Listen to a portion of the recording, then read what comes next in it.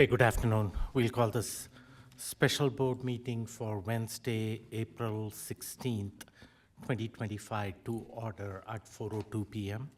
Roll call, please, Ms. Olson. Director Jenkins? Director Bankus is here. She must have just stepped out. Here. Director Carey? Here. Director Hafley? Here. Director Jorgensen? Here. Director Malpacum? Here. Director Nelson? Here. Director Ott? Here. All 7 board members in attendance in person for the special meeting. Please join me as we observe a moment of silence.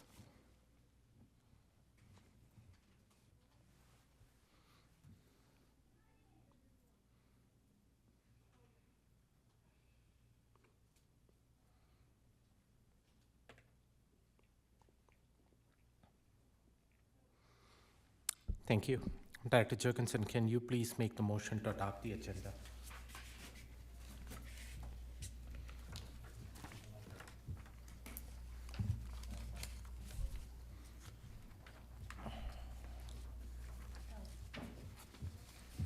I move that the Board of Education adopt the. Sorry. Go ahead. Yeah, I move that the Board of Education adopt the agenda as presented. Second. Moved and seconded. Roll call, please. Director Jenkins? Director Bankus is still not here. Director Carey? Aye. Director Hafley? Aye. Director Jorgensen? Aye. Director Malpacum? Aye. Director Nelson? Aye. Director Ott? Aye. The ayes have it. The agenda has been adopted as presented. I'm going to invite Principal George Smith up here to the podium to lead us in the Pledge of Allegiance. I pledge allegiance to the flag of the United States of America and to the republic for which it stands, one nation under God, indivisible, with liberty and justice for all. Thank you, sir. Moving on to the special reports, the first item on the agenda is the Jenkins Middle School update. We promised weekly update. I'm going to turn it over to the superintendent for the recent update. Good evening, board. Good evening to our community. We don't have much to share off of last week's town hall, but I do want to codify it here for those who weren't at the town hall again, and be able to let you know how excited we are about some of the renderings that are coming in for Jenkins. As that summary, I got it working. Our commitment's always safety first, keeping our students together for their learning experience as our highest priority, and then minimizing those changes and the relocations for staff, families, and students, and ensuring that Jenkins continues to be a community regardless of the number of buildings that it happens to be housed in. I think those that have experienced the displacement this year can say that we've done that with great aplomb, and I'm very proud of those staff and those families and students for that commitment. Much of the conversations right now have been about the changes that we need to make for partial occupancy to return in August, and then for a long-term fix for August of 26 for a full 3-grade experience again at Mitchell. The gym and media center, those contract awards were made last week during the meeting from the Board of Education. We appreciate that. Those plans are underway, and we should start seeing what I'll just say, men, women, and equipment on site making those repairs in very short order. We are working the mobile unit placement for partial occupancy. And I just saw yesterday, was shared with our team, a couple of the new academic wing renderings for Jenkins that are very exciting to have the square footage of 21st century learning space for Jenkins to return to a 3-year building with opening of August 26th. I'm going to go back a slide just a second to highlight the note here on the bottom. Our strong partnership with our architects and our general contractor are working and have already made the submissions with the regional and state building departments and the Colorado Springs Fire Department to ensure that we are meeting those requirements for, 1, both partial occupancy in August, and then 2, the timeline and the items that need to be corrected for complete reoccupancy for August of 26. Thank you to the robust community that showed up for us last week. We had matriculating fifth grade students that'll be sixth graders next year at Jenkins there. We had sixth graders who are currently at Russell who will be returning to Jenkins that were there.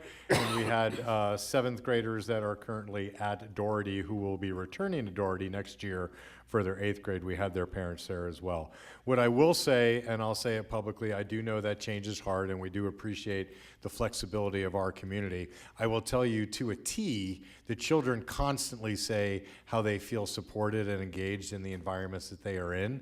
And those of you that wonder how can you have a seventh or eighth grader in a high school, they have been separated and each one of them says, but mom or dad, I really like my time at Doherty. So I appreciate those students being flexible for their learning environment. And that we are going to meet in the third week of May. There's a small bullet there on the left with a final community meeting. We'll do the same thing at Doherty for the amount of people that we want to be able to support. And we'll break out even earlier to be able to discuss classrooms and flow, because yes, bringing partial occupancy back to the building will require some mobile units, and we will, by the third week of May, have determined what those classroom assignments will be and what those schedules will look like for next year. So with great appreciation for continued transparency and communication on all things Jenkins. That concludes the update on Jenkins. Okay, thank you. And again, appreciate all the parents and community members that showed up last week for the town hall meetings. It was well attended, and some of the concerns or questions that were raised were answered by the administrative staff as well. Any feedback or questions from the board on this topic at this time? Okay, seeing none, we'll move on to the next agenda on the topic, which is Mitchell High School presentation, and Mitchell is on the state watch list, and Superintendent Gall has to present to the State Board of Education next month. So this is a preview of what Superintendent Gall has as far as presenting to the State Board of Education, and also what the future plans are for Mitchell.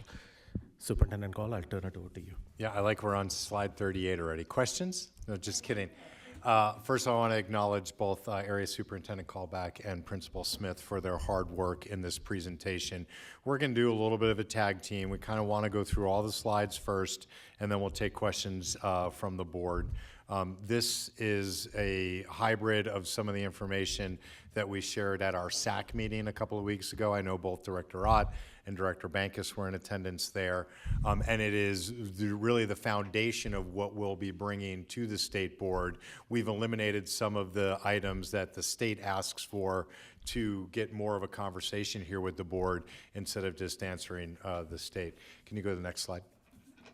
So I'm going to drive a little bit here from the beginning, and then Sherry and George will go into some of the depth of the items in the school. The Mitchell Challenge has been long-standing for our community, and we are on the clock. And so when we went and we talked to the SAC about a month ago, we had to kind of just re-educate everyone that says we're not making decisions in the dark. These are not just ideas, and we're not just asking for an audience from the state board. This is our statute requirement to deliver a plan to the state board at this time. Sherry has really been the lead point of contact with CDE, so you'll hear the term Andy or Mr. Swanson several times. We have been engaged with Andy and his team for the entirety of the 3 years that I've been here in understanding what the challenges have been at Mitchell with its existing innovation plan and the progress that it has made and the progress that it has not made. I start with this slide just to reset everybody's expectation that by statute, these are the 5 actions that the state board can take because of where we are on the clock. You can do management by a public or private entity. You can use innovation status. You can choose to close the school. You can choose to convert the school to a charter school, or you can convert the school to a community school. To refresh, we had made a similar pitch on Galileo to the state board in December or January, I forget exactly when, which our recommendation in concert with our partnership with Andy and his team was to make that conversion to a community school. That was well received. We had a unanimous vote. We expect the same type of relationship in the items that we are briefing for your information tonight. That again, this isn't us wondering what the state is really recommending. This has been a several-year partnership based upon state review panel visits, executive summaries, and so on and so forth. And so really, to cut to the bottom line here, we want to continue with our innovation status, but we want to bring in an external management partner to help us on our instructional integrity in the building, which happens to be the same instructional empowerment company that we've been using for most of our instructional strategies in the district. That would give us continuity that Adams, Galileo, and Mitchell all have the same instructional partner, which I think has been one of the pieces missing, is coherence and alignment on strategy. I don't say that with any disregard for any other company or institution that could have fit that bill. It's just that it becomes very difficult for George to hear one thing from somebody that's different from what he hears in RPD, that is different from what Sherry is getting in her own professional growth, and that is different than our overall MIS 1, 2, or 3 as a district. So we're very confident that the state is in agreement with us on the strategies that we want to go forward with, and we'll cover some of the data there. But I want to start with that slide that lets people know that the gravity of the situation when you're on the clock for 5, 6 years running with the state is we're already in innovation status. We've made a community school initiative for a middle school. We're not going to replicate that immediately at the high school. So our choices are really have a management partner, close the school, or charter the school. I'll say it now and I'll say it again. I do not think it is healthy for our community to recommend the closure of Mitchell High School. I believe we are a 4 comprehensive school system. That is how we have been designed ever since the decision was made about Wasson, and we are still feeling the ramifications within our community of those changes. There are still people who come up to me that will say, you shouldn't have closed Wasson, you should have done something else. So my intent was to take school closure off of that list. Again, when I look at what the demographer has shared with us, although the numbers at Mitchell right now are only in the 700s to 800s, and that's only at about 45 to 50% occupancy, we still have 8,000 children that live inside District 11 that do not choose District 11. So yes, over the coming years, we have less children per household. That's 8,000 will become 7,500, will become 7,000, will become 6,500. But closing a high school right now on paper could work, but it doesn't give room for people to choose District 11 again in the future. We would max out our 3 high schools. They would all be at 95 to 100% occupancy, and we will have quit on what has been a legacy, historical, wildly successful, at one point rated the top high school, not only in Colorado Springs, but within the top 10 for the state. We believe that we can return Mitchell to that glory as a traditional run comprehensive school. I also want to talk briefly about the charter school. We are a pro-charter district. We believe in a portfolio approach. It is a challenge for charter schools to deliver high schools at the comprehensive scale. I do think that if this initiative, innovation status, coupled with the external academic management partner that we already know and we trust, if that does not get traction, we'll be on the clock now for 2 years again. I do think we have to think more strategically about, are there RFPs that we can run to get charters to make pitches on whether or not they can run that school better than this is as our best effort. Let's go to the next slide. Next slide, that's the agenda that we're going to cover today. This is slides that we use to help the state board understand where we are. This is a familiar slide. You've all seen it before. We're on the back end of decreasing enrollment averaging. We have added kids 2 years in a row. We project to add kids again next year as well. But we are still woefully short of where we were in the late 90s. And again, yes, there are less children per household, but most of that enrollment loss has been due to choice. We have been passive to choice. We believe that you'll see some of the things that we're doing at Mitchell now, that we believe once we can get rigor back into the classroom and show those academic results, people will start to buy into the offerings that we have there. Thank you. Next slide. You've seen that slide before. I won't cover it. That's just for the state. Again, that's also for the state. We're very proud of the growth that we have. We share this slide with the state just for the state board to see where Mitchell sits. And if you understand the local economy here, the further south and the further east you get in our city, the more challenged it can become for our families. And while Adams actually, for us, falls within the central, we sit right now with Adams, Galileo, and Mitchell, who are all in the actual same feeder for families, being our three schools with still the largest challenge to overcome. And Mitchell, again, inheriting kids from both Swigert and from Galileo every year who are not on grade level. The further away you are from that grade level and the less number of years you have to correct it, the more impossible the challenge. Next slide. This is these next two slides. This is the state's 4 domains of school improvement. And what I want you to see is this emphasis on culture, this emphasis on the leadership, the emphasis on talent and instruction. As you see now, if you go to the next slide, our vision on our academic strategy on, again, that relationship of best first instruction.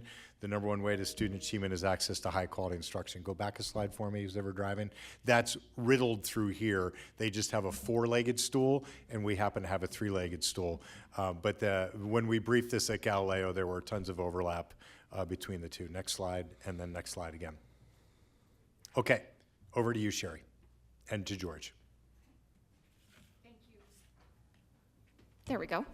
Thank you, Superintendent Gall and Board Directors, for allowing us this opportunity to present an early version of what will go to the state in just a few weeks at the State Board hearing for Mitchell. We are going to take a look at current state at Mitchell. None of this is a big surprise, but I do want to point out that School of Innovation remains one of our bullet points on this slide. Our request to the state will not be to do away with the innovation plan.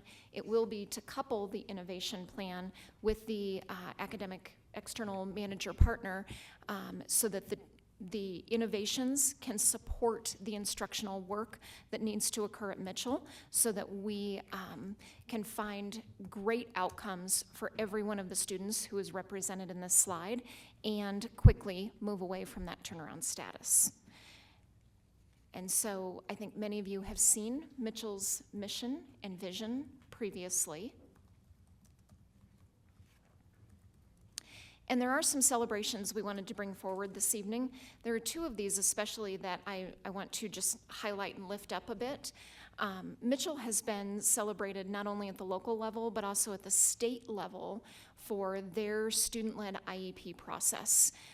We are fully aware that students, by the time they reach high school, even those students with an IEP, are very aware of both their own personal celebrations and their needs in school. And so Mitchell's special education team has done a phenomenal job over the years of not only allowing, but encouraging and supporting students to lead their own IEP. This is actually a great example of agency. This is a place where students are owning their own data, owning their own needs, and telling us as the adults in the system what they need to achieve so that we can make sure that the plans that we create in collaboration with them are strong on student voice and that students really know exactly where they stand academically and what their next steps are. The other one that I want to highlight, I believe that some of you were at the ribbon cutting just a few weeks ago for our student design courtyards at Mitchell. If you'd been at Mitchell a few years ago, you would have seen that these were not something that we were showcasing, but now are beautifully designed courtyards that students are using. I have been at Mitchell and seen students accessing and using that space outside. But the best part of it really is that our own facilities teams partnered with Mitchell students, again, a great opportunity for student agency, to help students tell us what they wanted in those courtyards, to use it as a learning opportunity around landscape design and outdoor space usage, and to put students in the driver's seat for their own space. And so with that, we're going to move into some of the academic performance and local data. You've seen some of this data both at the state and the local level. We are beginning to see some pretty significant increases in reading performance for students at Mitchell. Math is a lagging indicator, has not yet caught up on that growth. But one of the pieces that we'd like to point out is the strategy that we put in place at Mitchell this year with a couple of opportunities for students to take a practice SAT. That's part of the strategy. Students certainly need to know what's going to be expected of them on the PSAT or the SAT. But the bigger part of the strategy is really helping Mitchell teachers and instructional staff to understand what's expected of students. Their English department has taken that information and run with it. And because their English teachers are teaching at the level that students will be tested at, we are seeing these increases in English performance for Mitchell students. You've heard Dr. Colicky talk about growing the head and shrinking the tail. We're seeing a growing the head in reading and a shrinking the tail in math. We now need to see both of those in both content areas, and that's a place where you're going to hear us talk about our partnership with IE in just a short bit. We're also collecting data from those Horizon practice PSAT and SAT assessments. Teachers are using that data to plan instruction that meets student needs and gets them to a level of rigor that meets what the state is expecting of high school graduates. PSAT and SAT are both great indicators of that, and that's why we're really leaning in on those data components. So with that, I am going to turn it over to George to talk a little bit about attendance and behavior trends that he's seeing at Mitchell over the past 2 to 3 years. Thank you, Sherry. Thank you, board. Thank you, Superintendent Gall, for having us tonight.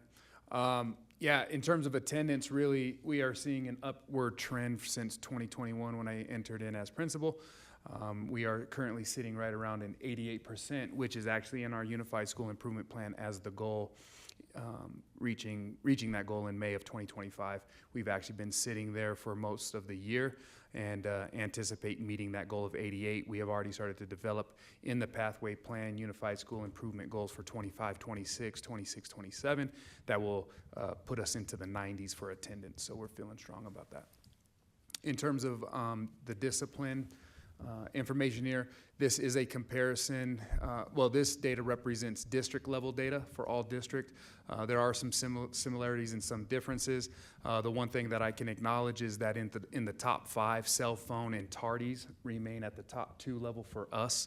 And then in terms of the incidents per school year, we did see a big increase in 2021, a decline down in 22, an increase in 23, and a slight increase again in 2025 this year. So we anticipate the incident rates staying below 2022 indicators. But what we are happy about is that in the top 5, we don't have any unsafe behaviors in our top 5 events. Matter of fact, I looked at that data before I got here, and the unsafe events are in single digits for a comprehensive high school of 700 plus students.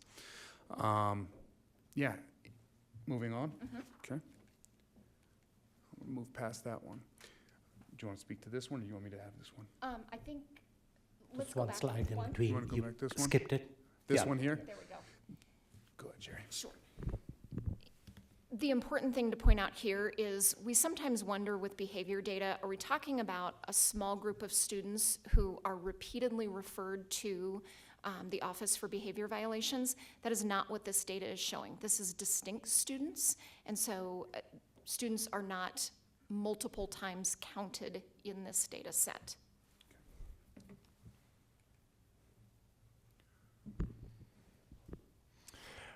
We've developed a couple of enabling conditions, and this is just to highlight here. Our support from Pikes Peak State College remains strong. We started the D11 Promise as the Mitchell Promise, and that has been able to go throughout the system. We found that which was one of the innovations, some of the innovations that we brought to bear at Mitchell have quickly gone to scale across the system.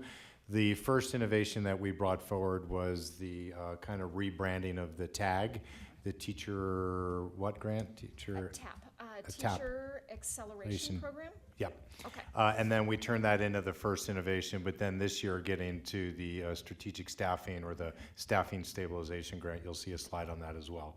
Next slide. Why don't you talk about that one, George? Well, what I can say to this is the district has kept their promise. Superintendent Gall has kept his promise in terms of offering incentives at Mitchell High School for staff member recruitment and retention. This year, the Staffing Stability Grant has been accessed at a great level among our staff, not the 5 personal days that they get, as long as it's approved by the principal, and it's in line with the school improvement plan. Like I said, that has been accessed. We're actually going into our second day of the all-school flex day this weekend on Saturday.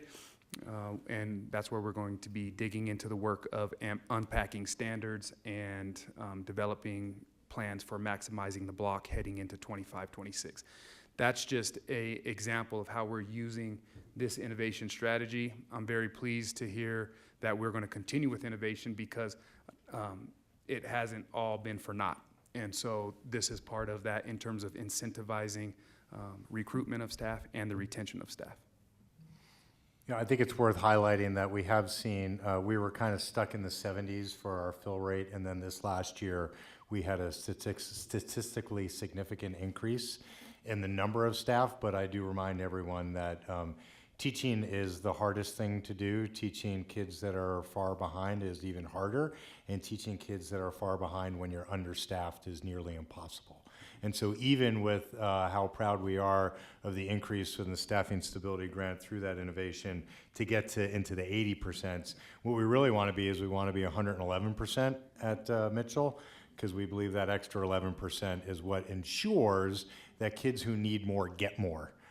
Without passing any judgment on the efforts of any individual teacher, it just becomes impossible to get to the place that you want to get to. And really what you'll see here on the next series of slides has been what we got out of our school comprehensive needs assessment from our partners with instructional empowerment. And they'll say what we have long posited, which is we're still struggling on rigor in the classroom. And that's just not acceptable when it is a school within a system where a system has committed to the number one way to student achievement is access to high quality instruction. So we've been unable through innovation plan alone to actually bring high quality instruction, and that's really the purpose of our intent to bring to the state that we need this external partner to ensure that we can get there. I promise you George isn't sitting there with his feet up on his desk, nor is anybody on his staff, nor are any of his teachers not trying as hard as they can. We just need that extra attention to detail to be able to ensure that we can get it. Next slide.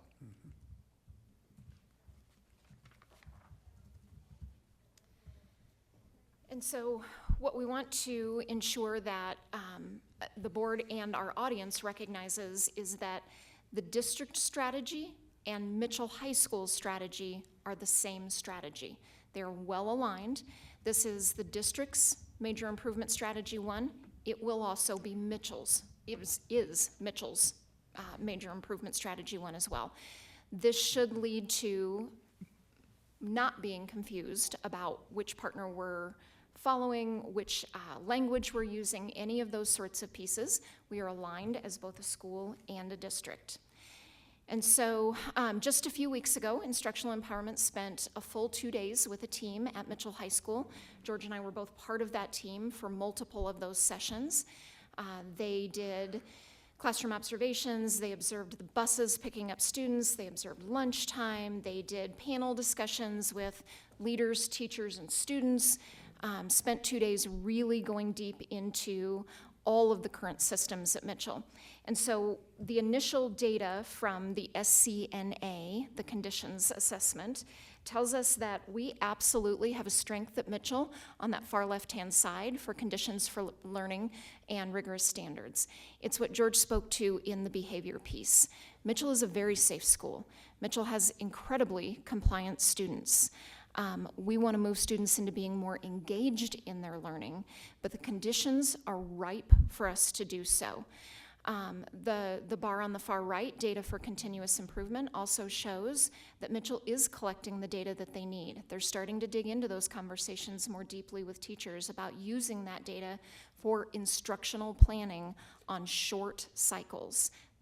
We have a PLC meeting today, and that data leads to instructional planning for lessons that take place later in the week. This isn't long-term, it is very short-term. The 3 bars in the middle are the places where we will focus our work with instructional empowerment as we're getting started with them. Those speak to the rigor piece that we just heard about, that our students at Mitchell do need and are telling us that they need a more rigorous environment for learning, and those statements from students are absolutely supported by what we see in this needs assessment.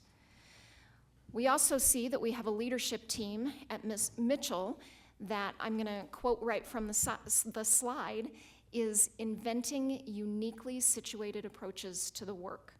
They are continually leaning in, looking at how students are performing and growing and achieving, and when students aren't meeting the goals that we're setting, we continue to look for innovative approaches that change those outcomes.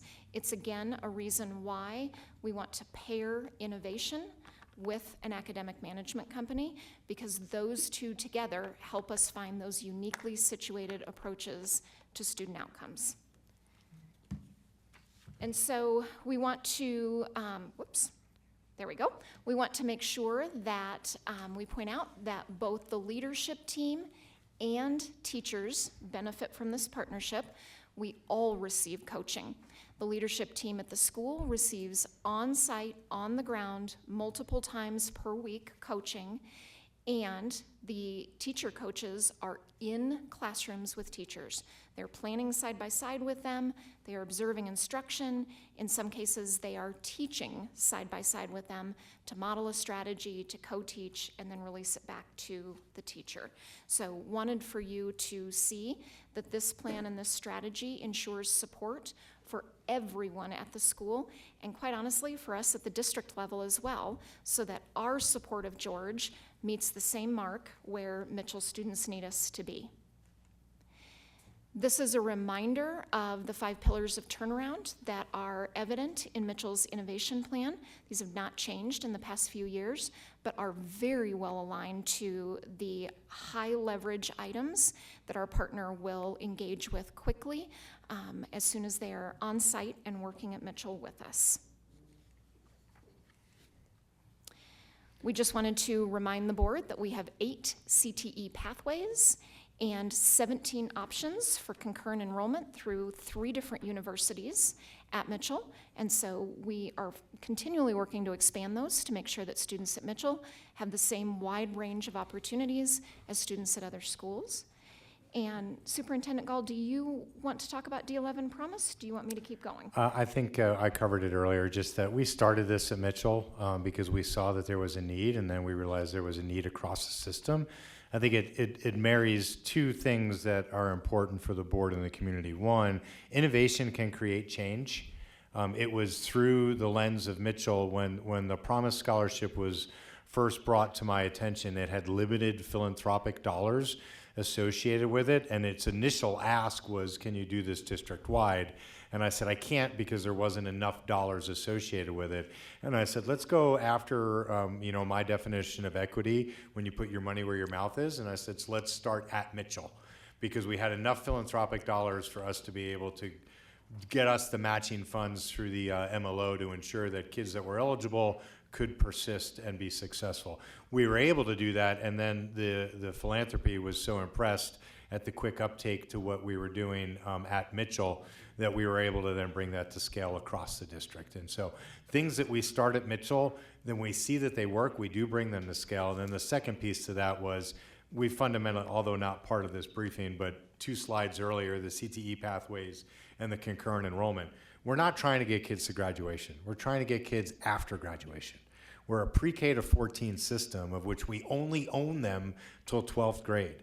And so the fact that we're offering 17 concurrent enrollment opportunities through 3 different universities, that in itself is not revolutionary, but it is at Mitchell, because we weren't doing that some years ago. Some years ago, you could only get access to dual and concurrent enrollment through your higher performing comprehensive high schools. So we treat Mitchell with the same expectation. We don't treat Mitchell with kid gloves. which goes all the way back to the 83% of the staff filled. We have to have a system where we can ensure that children have high-quality instruction. And right now, we don't have that. We've exercised the amount of muscle that we have in our ability to deploy central office. I appreciate the work that Area Superintendent Callback has done in partnership with George and her staff, that we do have department heads that are lending time, but that is of their own limited time. And so the solution, much to a very early slide some years ago, was schools with the most needs in the cable package get the most amount of support. Our pitch to the state is the way to change the vector and the outcome for Mitchell is to invest and ensure that high-quality instruction occurs, and don't be confused about anything else. The children are ready. Can you go all the way back to the bathtub slide? The SCNA? We talk about that we're super excited that children are ready for instruction, that we have data to be able to review, but I got a call to everybody. Neither of those two columns on the left and right are above 50% of that scale score. So I'm just telling you that the thing that we've been able to build, that George has been able to do for the last several years, is stabilize the building, that now it's on us to ensure that we and he can get, train, and sustain the staff to ensure that kids get the same academic experience at Mitchell that they do anywhere else. You can accelerate all the way back forward again. When we talk about Mitchell, it's such a challenge because I'm talking about we're on the state clock. We went from priority improvement to turnaround. We thought we might come off the clock because we had growth, but our kids were so far behind that the growth doesn't translate. And it's just we keep talking about failure at Mitchell. I promise you, Mitchell has flowers growing all over. Our SPED department at Mitchell leads most of what we do in secondary. Our theater department is doing incredible performances, and any kid that can manage to put themselves on stage in front of their peer group is already demonstrating agency. Our junior ROTC is award-winning. Our sports department and our athletic department is growing. Our kids, we're seeing really strong growth in ELA and in some of our math cohort. We have the momentum. What we can't do is not be aggressive to ensure that we deliver, because the community has told us, you're at 748 or something was the last number, that they don't believe. The most number of choice outs for a high school zone is Mitchell. We have to show people that we can deliver, that we can put our money where our mouth is and make the academic experience at Mitchell worth every family's time, because it takes almost a generation to overcome a reconstitution or a closure.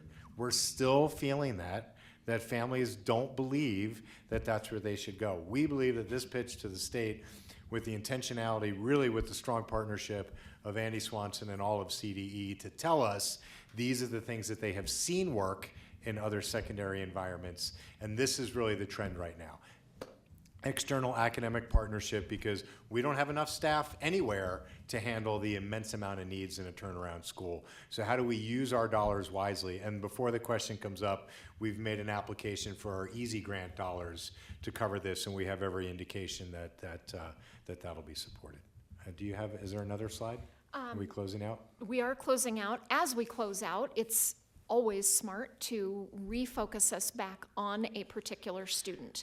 And so Michelle is our example here. She is using the D11 Promise Scholarship to begin her nursing degree. Some of you got to meet her at the courtyard ribbon cutting, but wanted to share with you a specific example, there are many more, of a student who is a success story because of these pieces that we are putting into place.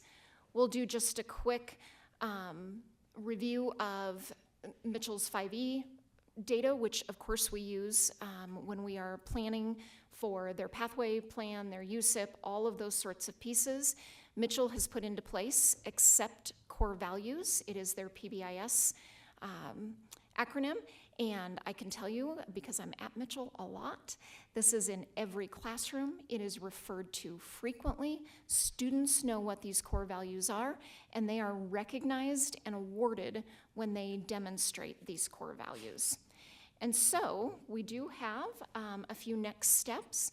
I do want to point out that the middle bullet point is actually already well underway.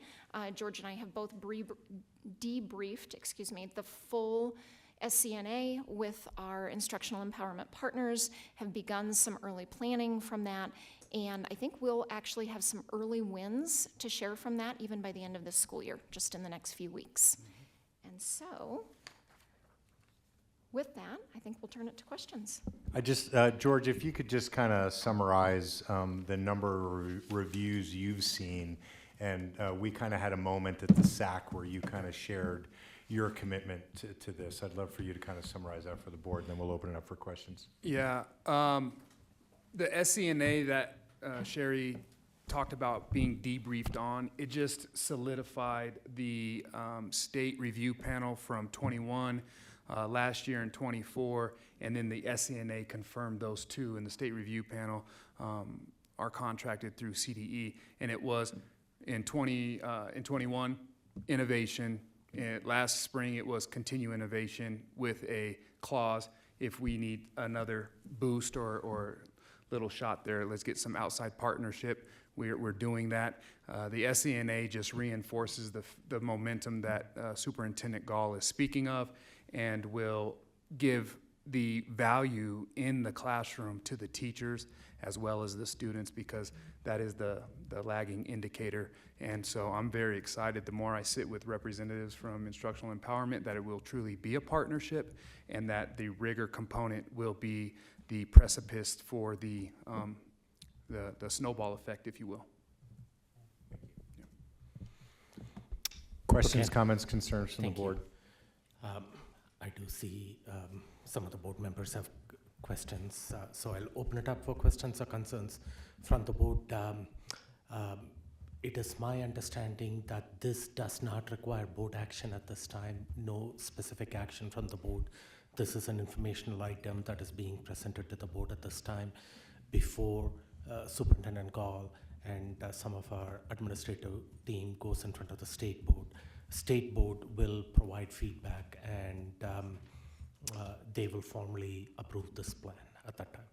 Okay, Director Bankus.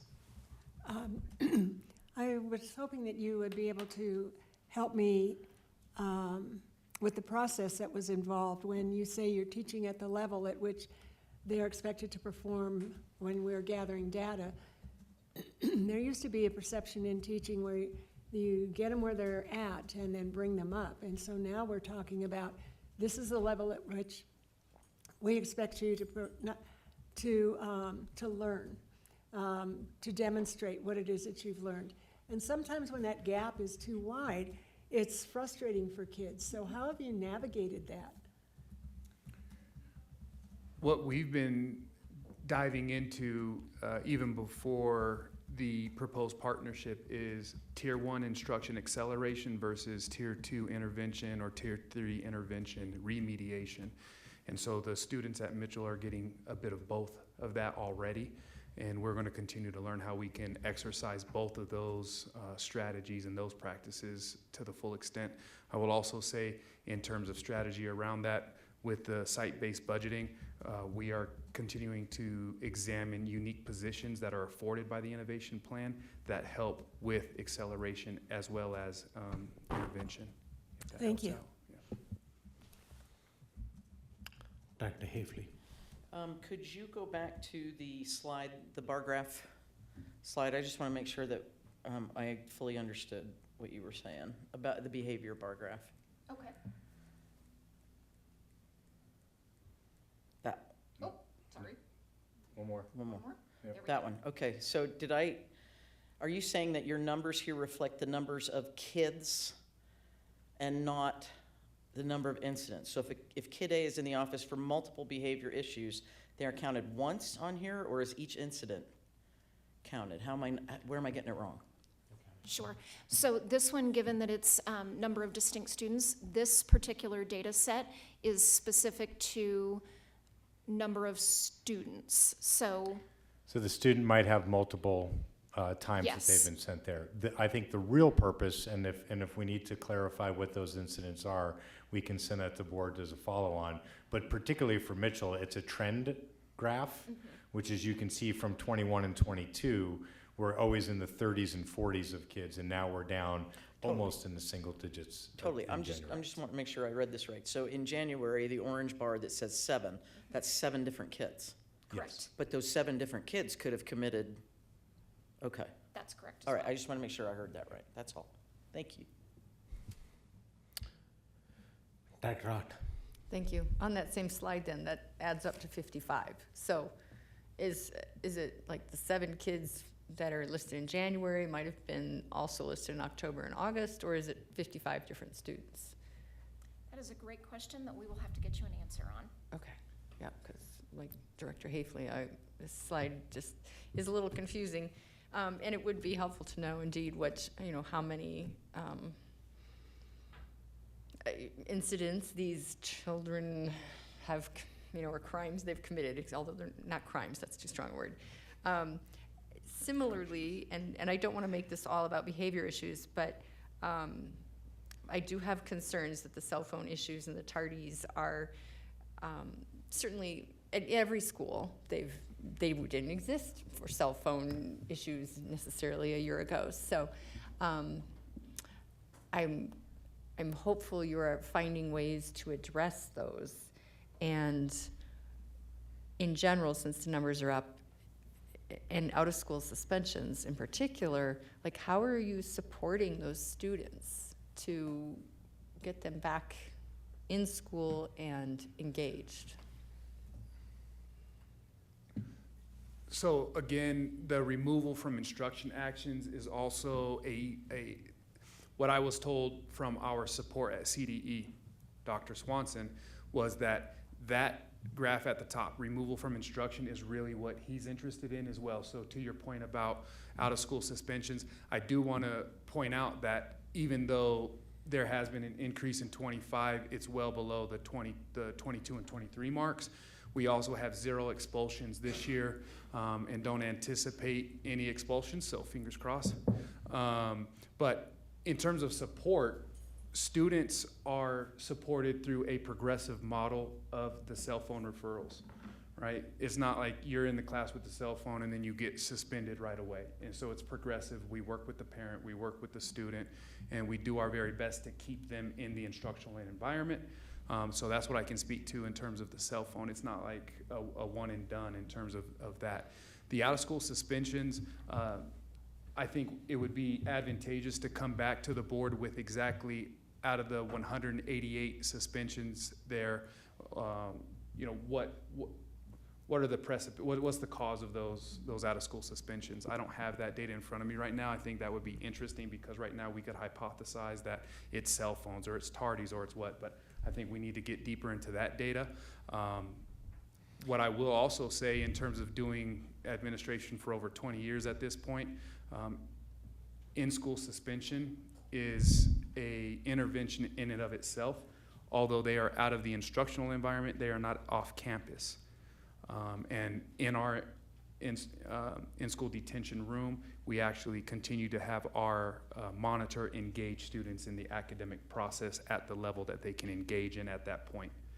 Reviewing bag data, behavior, attendance, and grade data, which we have site level bag reports individualized per student.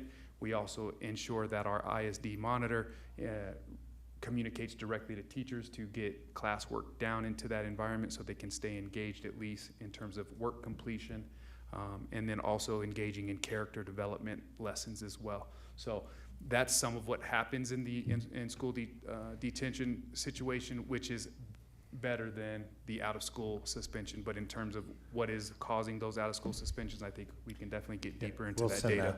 But I'll reiterate, there's only 2 high schools without an expulsion this year. One is Mitchell and the other is Odyssey. So I appreciate the work that George and his team have done over time. If you think about predetermined or presupposed relationships between socioeconomical and either criminal or expulsive behavior, it is remarkable. to be able to report 0 expulsions from Mitchell this year. So I appreciate that work and that intentionality. And again, we can have another work session conversation on behaviors overall as the district, but the trend of both those slides shows that Mitchell has created a culture where, as supported by the school comprehensive needs assessment, our children are dying to be taught rigorous lessons. And we have not been able to raise the bar by ourselves yet, and we think in this partnership it'll help us get there. So along those lines, will instructional empowerment be supporting you with behavior issues? I mean, I realize, they're gonna help with culture and engagement, but specifically, do they have anyone who can target that? So I want to start by saying that the coach team that we bring in for instructional empowerment will be a high school specific team, so they will understand how discipline and behaviors work at a high school level. But while they don't focus specifically on behavior, they do focus significantly on conditions for learning. I think that you saw that in one of those slides with a bar graph on them. And so IE's approach is going to be one of working with the Mitchell leadership team to ensure that systems are set up that in such a way that supports student behavior that contributes to learning. And of course, the behaviors that contribute to learning are not the things that students get referred to the office or suspended for. And so it's not an individual coaching piece for that, but it is very much so at the systems level. George, is there anything from the SCNA that you want to add? I appreciate your comments. The only thing I would add is in debriefing the SCNA with the representative is that our discipline assistant principal is being considered for direct coaching as well. And can you all comment on the students that were included in the SCNA? Because before it comes up as a question. Sure. The students that were included for panel discussions in the SCNA. Multiple panels were asked questions over the course of the 2 days, and there was a student panel where student input, student feedback was provided directly to the SCNA representatives who conducted the assessment. Okay, and one more question, and that was, so you've met to do the SCNA debrief, essentially. I'm sure you mentioned that ideas might be taking, or that change might be happening this semester, even this spring yet. So is that because you've already started working with them on the coaching? I guess, have they started officially already with the coaching and the program, or is that more targeted for next fall? They have not started. We, need the funding approved through the EASY grant to extend that relationship with instructional empowerment. I think the changes that we are seeing are the fact that we have many partnerships in our schools, so many of our school leaders, particularly at the area superintendent level and our academics team, are picking up on our commitment to best first instruction. So we are getting traction. I just can no longer wait for an innovation plan alone. Again, I still think it takes almost a generation to recover from a school closure or a school reconstitution, and I think that we are right about there right now. I have given George my very public support and confidence to be the leader that brings us through to this next phase, and we appreciate the work that he has done, sometimes in isolation to get us to this point, but I feel that the partnership is stronger now than ever internally to the system, and that instructional empowerment will give us the skill set of a place that we're still growing as an organization. That's their bread and butter, which is rigor and the quality of instruction, and we're going to bring that to bear at Mitchell and hopefully see that to be the fruits in the same way that the Promise and some of our staffing initiatives have been able to flow to other schools. Thank you. Director Gary. I have a few quick data questions. Can you refresh my memory what the enrollment trend is for Mitchell? Enrollment trend is down, but we're stable right around the 750 mark right now. Talk about the incoming freshman classes. Seem like they always seem to be about 200 to 250. And Yeah, I mean, the largest class over the last 4 years since I've been principal has been the freshman class, incoming right around 220, somewhere between 220, 250. And then we see dip as the progression into 10th, 11th, and 12th grades happen, which is no surprise for a lot of reasons. You have natural attrition that happens in education, and then also I think as some students who are more serious about academics maybe have the perception that the rigor and the agency for them is not there, they find different options. But hopefully that answers your question. Great. A few more. I think this one is slide 14.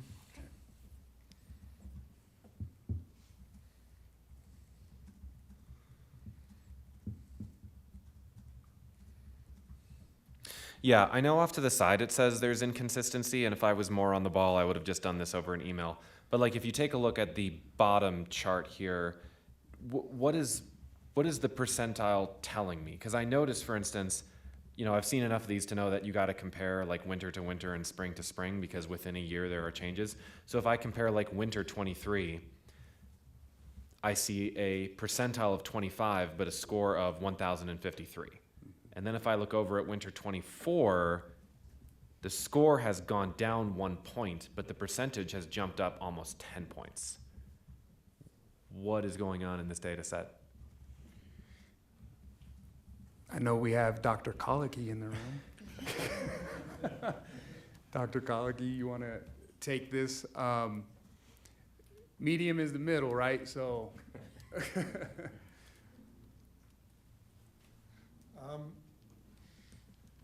Oops, I'm sorry. So like winter 23 to winter 24, just help me visualize this. Yeah. Percentile, median percentile jumps up 10%, score doesn't change. Maybe the math one in particular. He's looking at the math one. Bottom one. Yep. Yeah, the bottom one. Winter 23 to winter 24.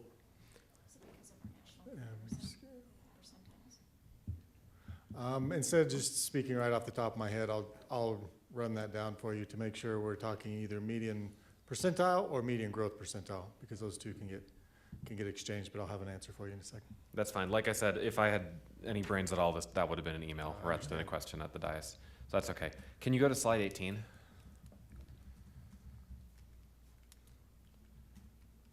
This is something Director Ott mentioned as well.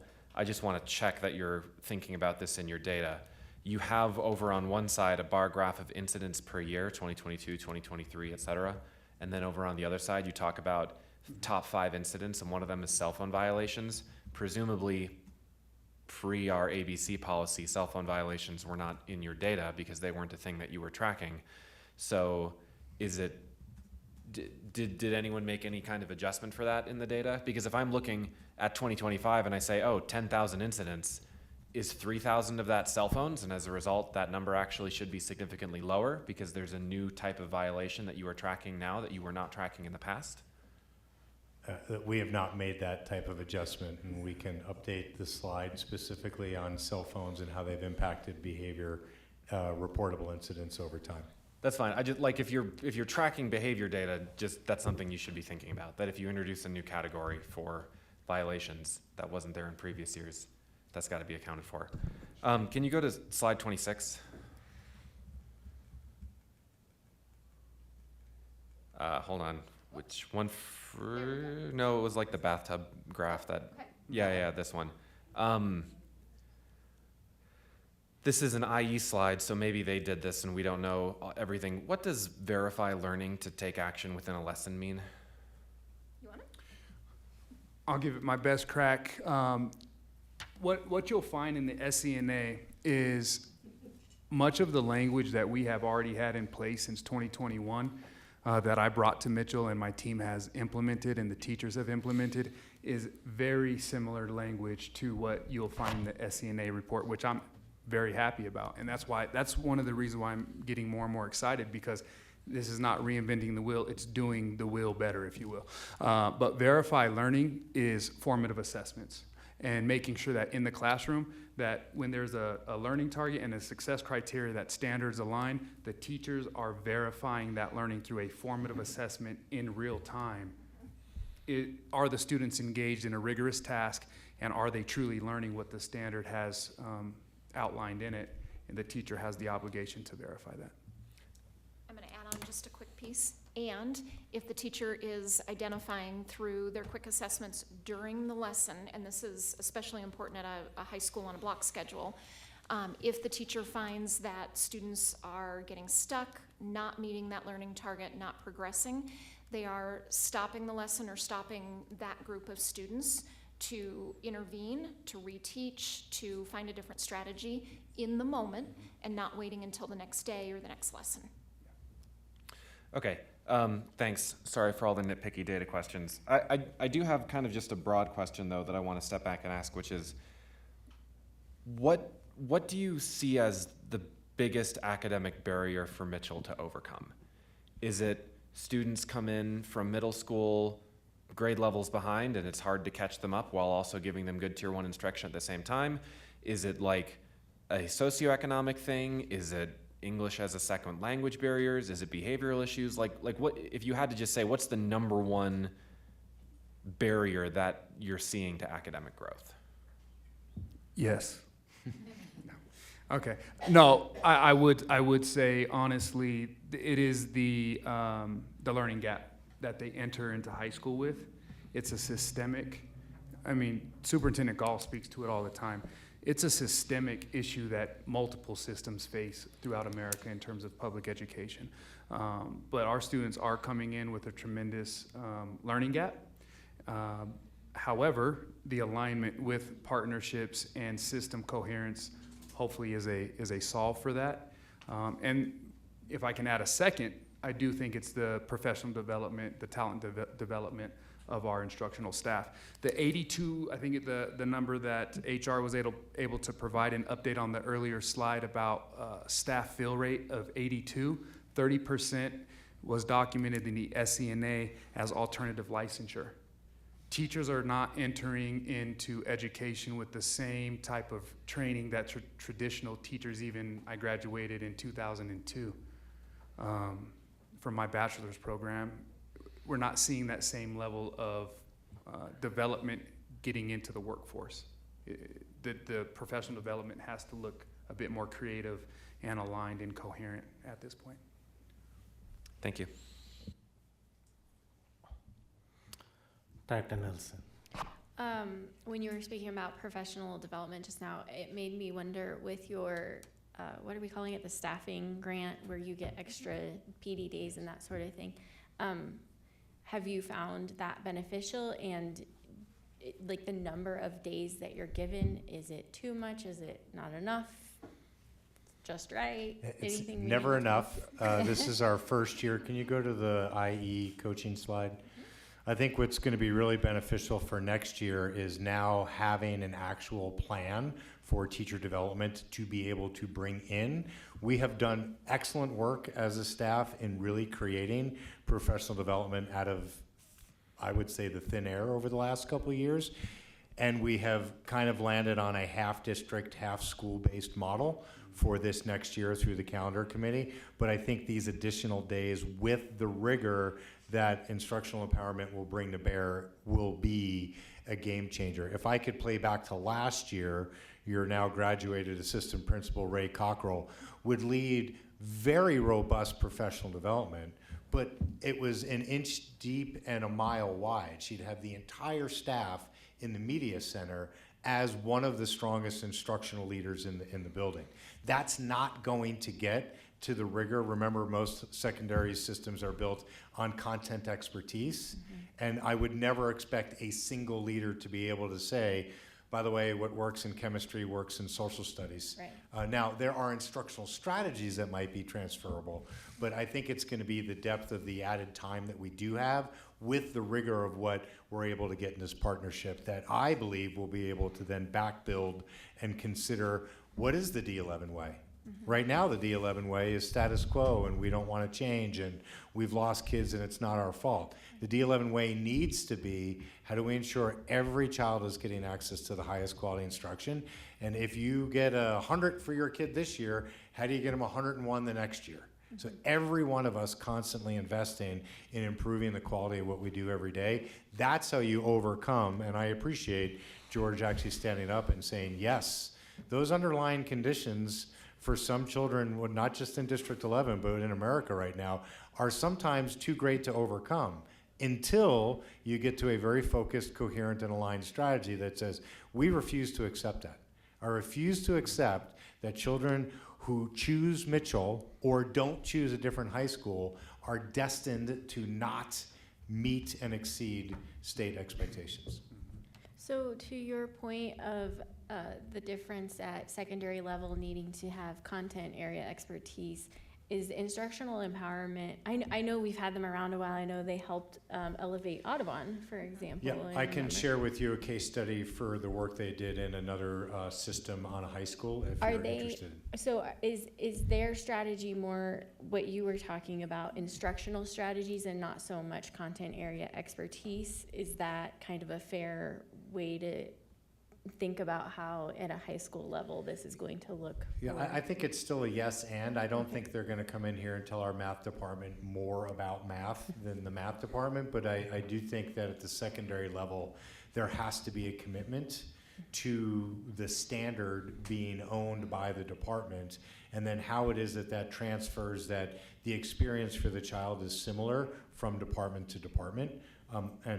We're happy to bring that model or open some of our schools up for board members to visit Yeah. to see what those relationships have looked like. Yeah, I would be interested in kind of getting a better understanding of what this looks like in our schools. I'm curious, when we were talking about the enrollment, does Mitchell have a comparable dropout rate to our other secondary schools, or do we see higher dropout rates? I can't speak to the comparison. What I do know is that our dropout rate has decreased to 2.9 as reported by, I'll have to get you the name of the company that posts that, but we've decreased it to 2.9, which is Okay. a celebration. Yeah, definitely. And then I guess, I don't know if this is something we monitor, but as we're talking about students coming in behind, do we test and find out, like, what is the average grade level that our ninth graders are coming in at? Like, are they generally more at a sixth grade level, or? So next week we have middle school standards as an update to the board. That's included in there. I will say that there is a very weak correlation right now between grades given and either our interim or our summative assessments in STAR and CMAS. We actually have some schools where we have a negative correlation that says we give A's and B's, which A's, B's, and C's, and kids are losing learning as measured by the state. I think that's a very large question for the board to consider, and we're going to present it to you at the middle school level for you to understand the size of the problem. We have some incremental ideas that we will present to the board on it, but one of the feedback mechanisms we get is parents don't feel the sense of urgency because parents follow their child's grade that they get from a teacher, and for many reasons, the culture has been to discredit what are assessment strategies, either by school district as an interim assessment or state level. There's a common belief that we over-test children. But the disparity that you will see on some of those slides of how far our children are from what the state deems as grade level and the GPA of which they get will cause you great concern. So it will answer rhetorically that I would say the average is sixth grade. I could tell you. Yeah. It's fifth and sixth grade as reported by STAR on our incoming ninth graders. Okay, that really helps to understand what the scope is, like the challenge before you. And I mean, Superintendent, you and I have talked about the passive nature of parents.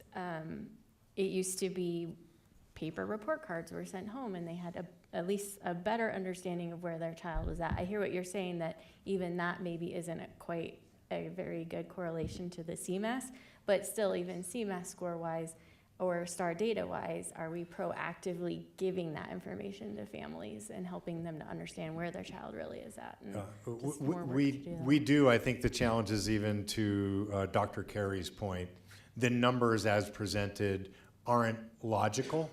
They don't really share. We had one of our middle school leaders sharing as a CMAS pep talk with their students. The principal at North briefed every student on, hey, here's what our numbers are and these what they mean. And rightfully so, the kids at North were super excited that they were the second highest performing middle school in all of our portfolio, and that their ELA had moved from the 40s to the 50s, but they were missing the context that a 51 meant that only half the kids that got that briefing were on grade level according to the state.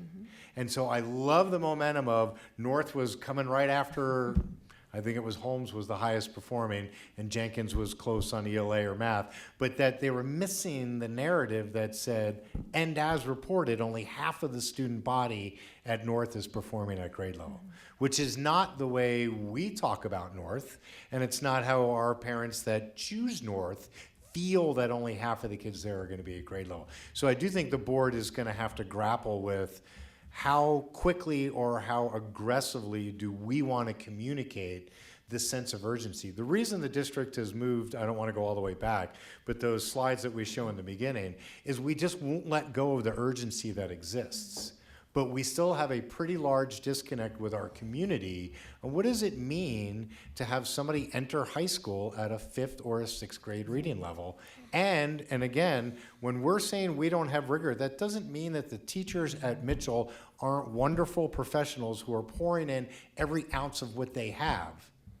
But you can't get a kid that's 3 years behind caught up at 83% when you have the weakest PD and the most inconsistent staffing and a constant rotation of either the highest number of alternative licensure or the most number of non-probation or probationary teachers that are non-renewed because it's just not a good fit.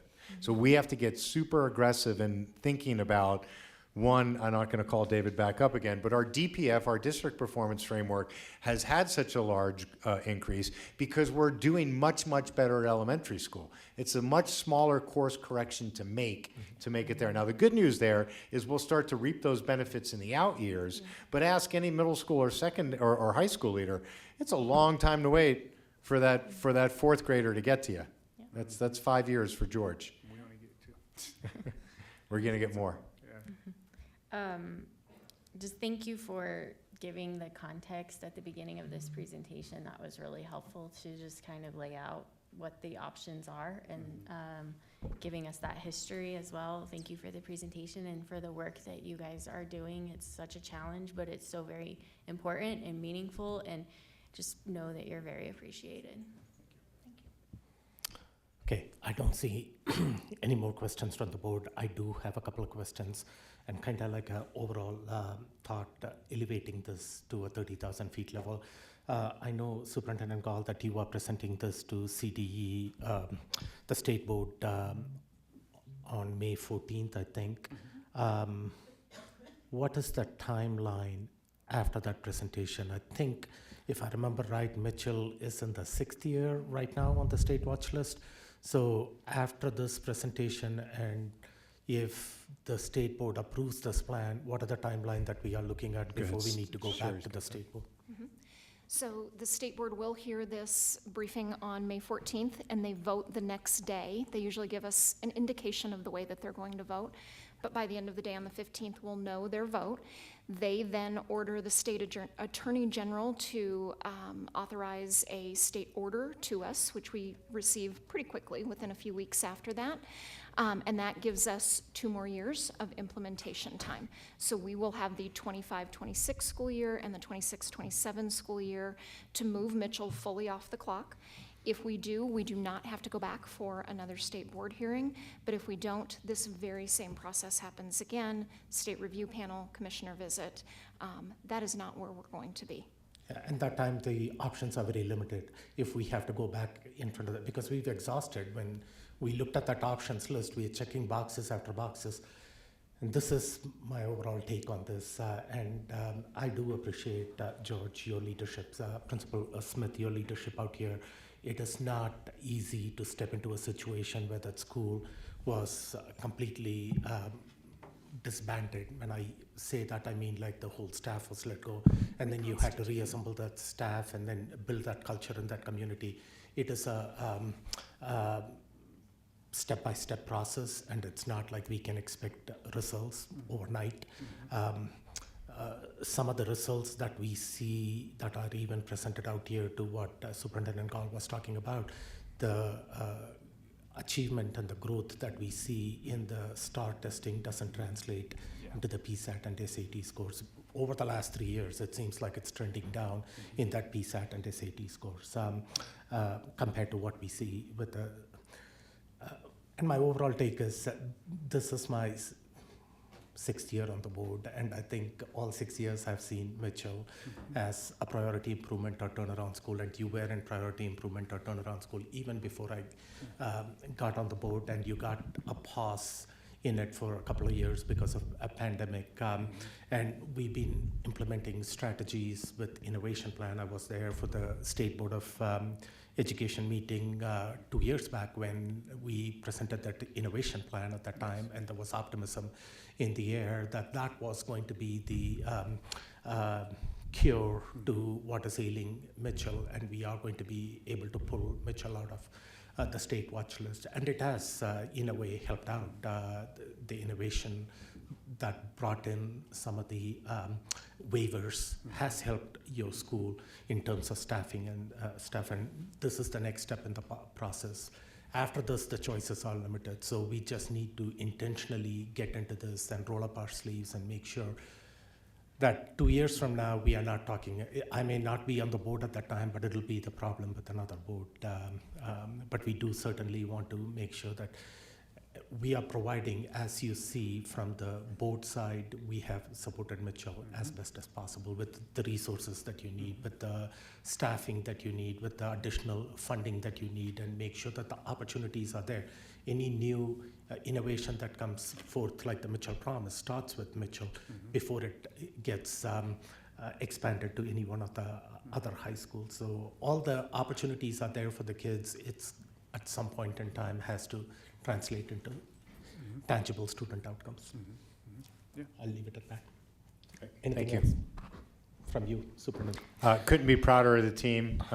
Certainly want to acknowledge and thank Galileo for kind of plowing the field for us there. We're excited for the opportunity to engage.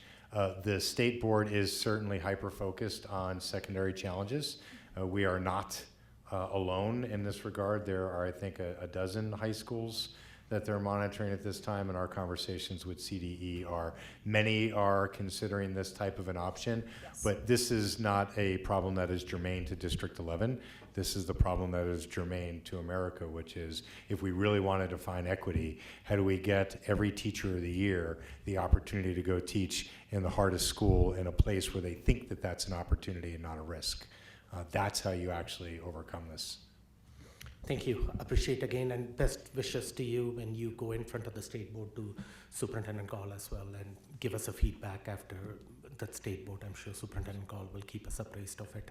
And if you need any future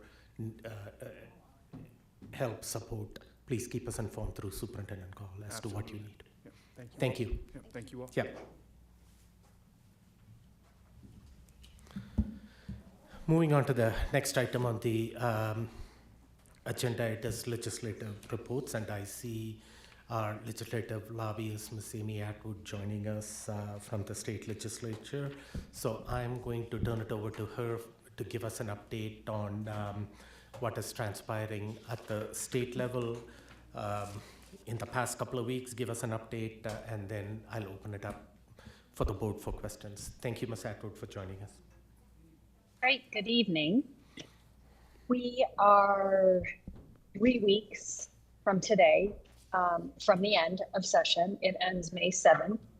So we are getting down to the last 21 days of session out of a 120-day session.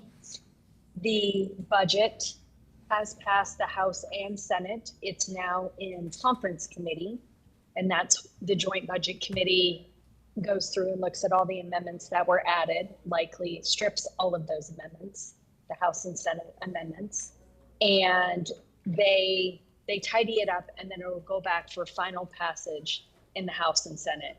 We expect that for it to be totally done and on its way to the governor at the latest by next Wednesday.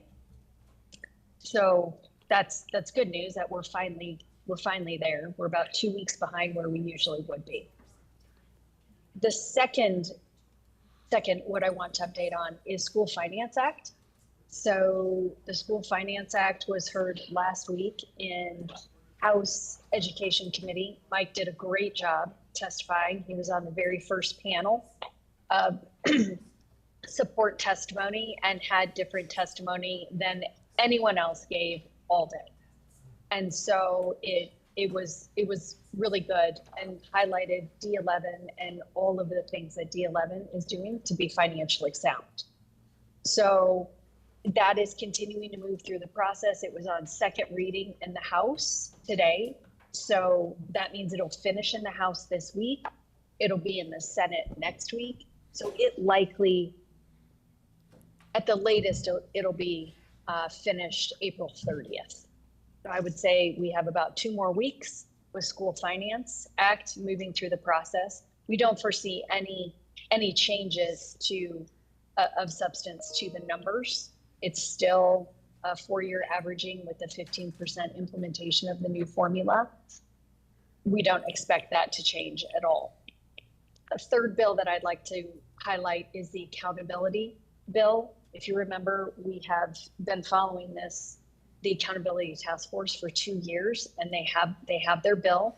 It's moving through the process, although I have to say it has stalled a little bit. It has a large fiscal note attached to it, so amendments will need to be made to decrease CDE's, the work CDE has to do to implement it. But again, that bill, it really has a high likelihood of passing. Just maybe a slimmed down version of it.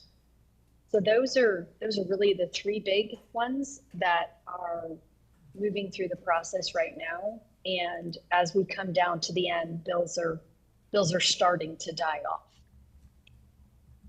Are there any questions? Are there any other education bills that the board should be aware of at this time? No, not right now. We haven't had any new bills in education introduced. Okay, I'll open it up for the board for questions. Board.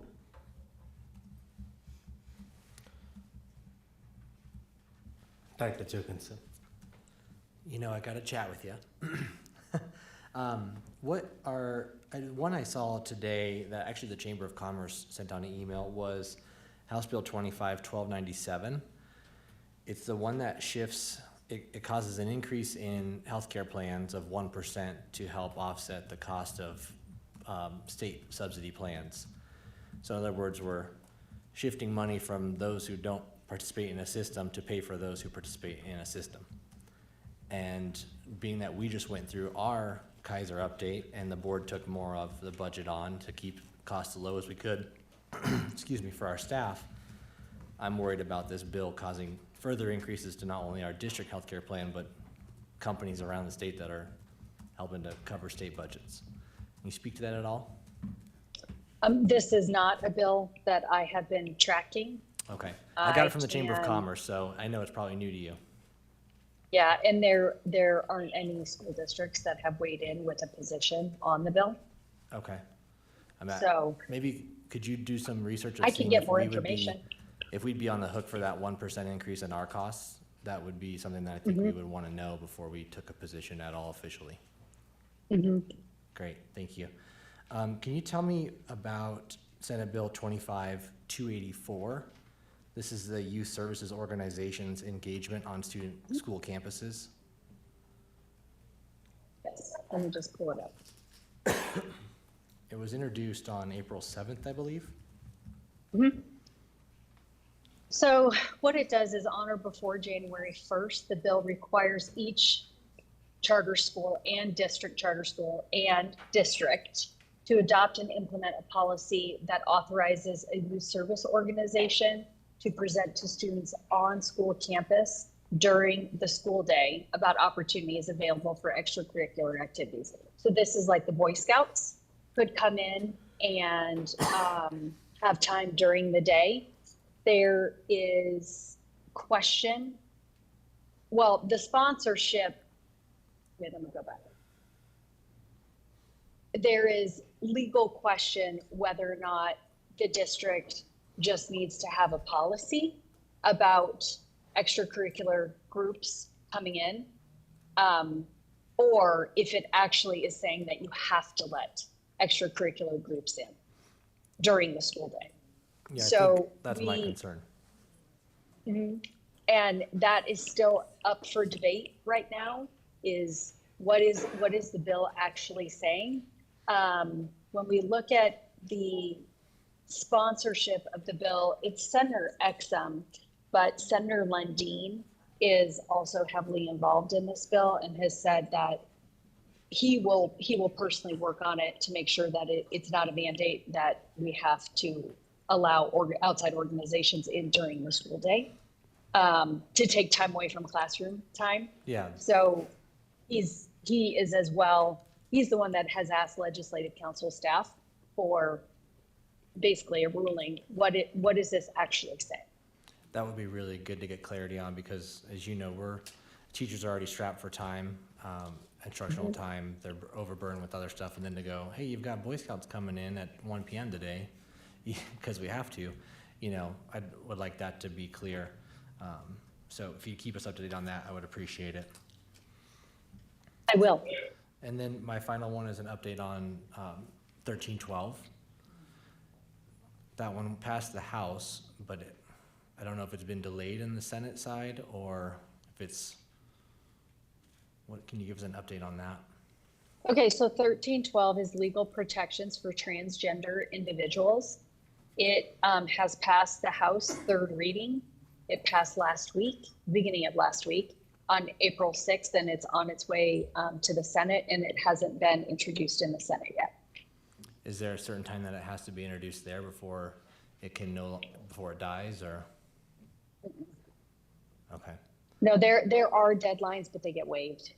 okay, That's how they can introduce a bill in the last 3 days of session, is because they waived that deadlines. okay.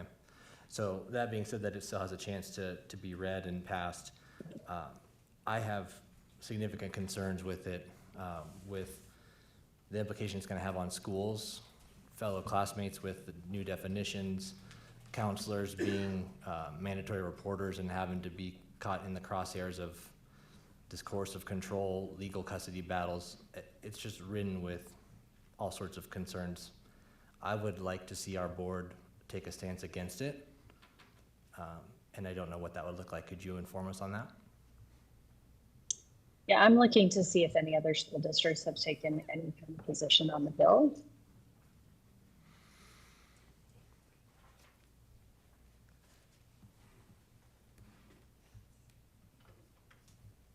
Okay, no other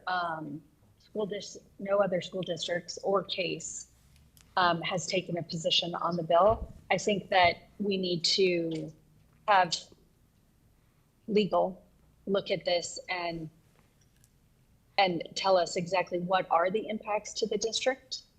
And then at that point, make an informed decision on a board position.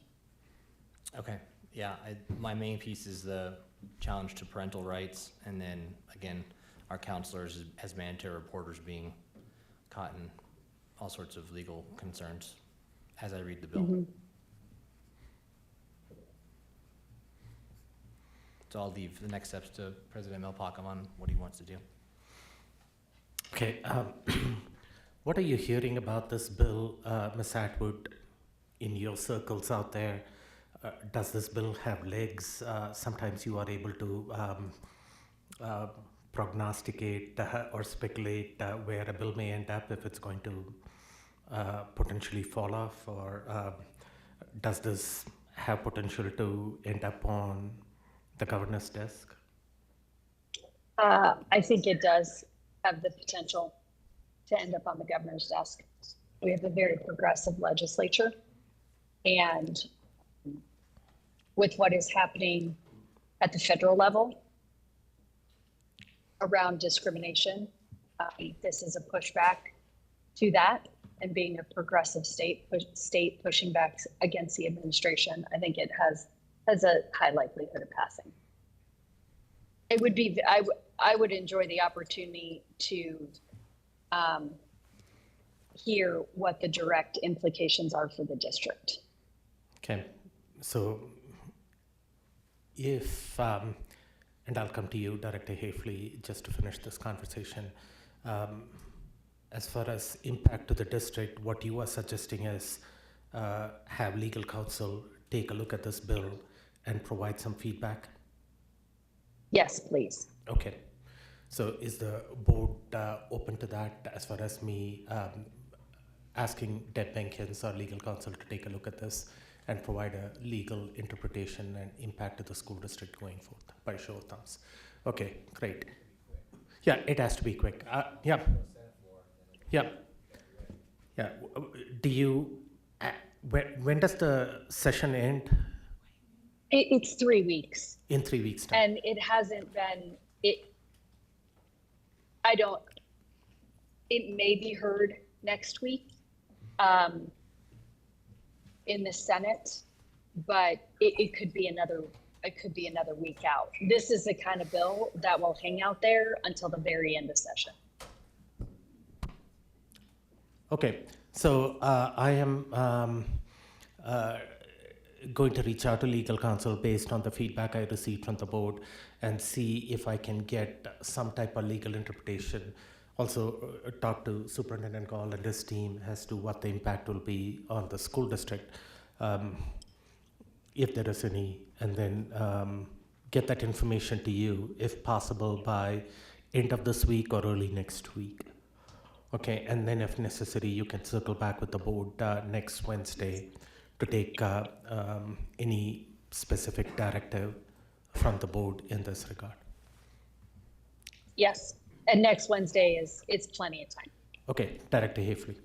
Hi, Amy. I just had a quick question. If the end of the session's in 3 weeks, and let's say the 1312 does not get called up onto the Senate floor by the end of that 3 weeks, what happens then? Is it still alive? Can it come back in the fall? Okay, so that is a really good question. So here in Colorado, if a bill is not totally passed and sent to the governor by midnight on the 120th day, so by midnight on May 7th, the bill is dead. Now, it could come back next session, but it is a whole new bill. So it could be exactly the same language, but it is a new bill. We don't have the carryover from one session to the next like other states do. So they would have to start it all over again, go through the House of Representatives and then on to the Senate. Or the other way around. Yeah, okay, thanks, appreciate that.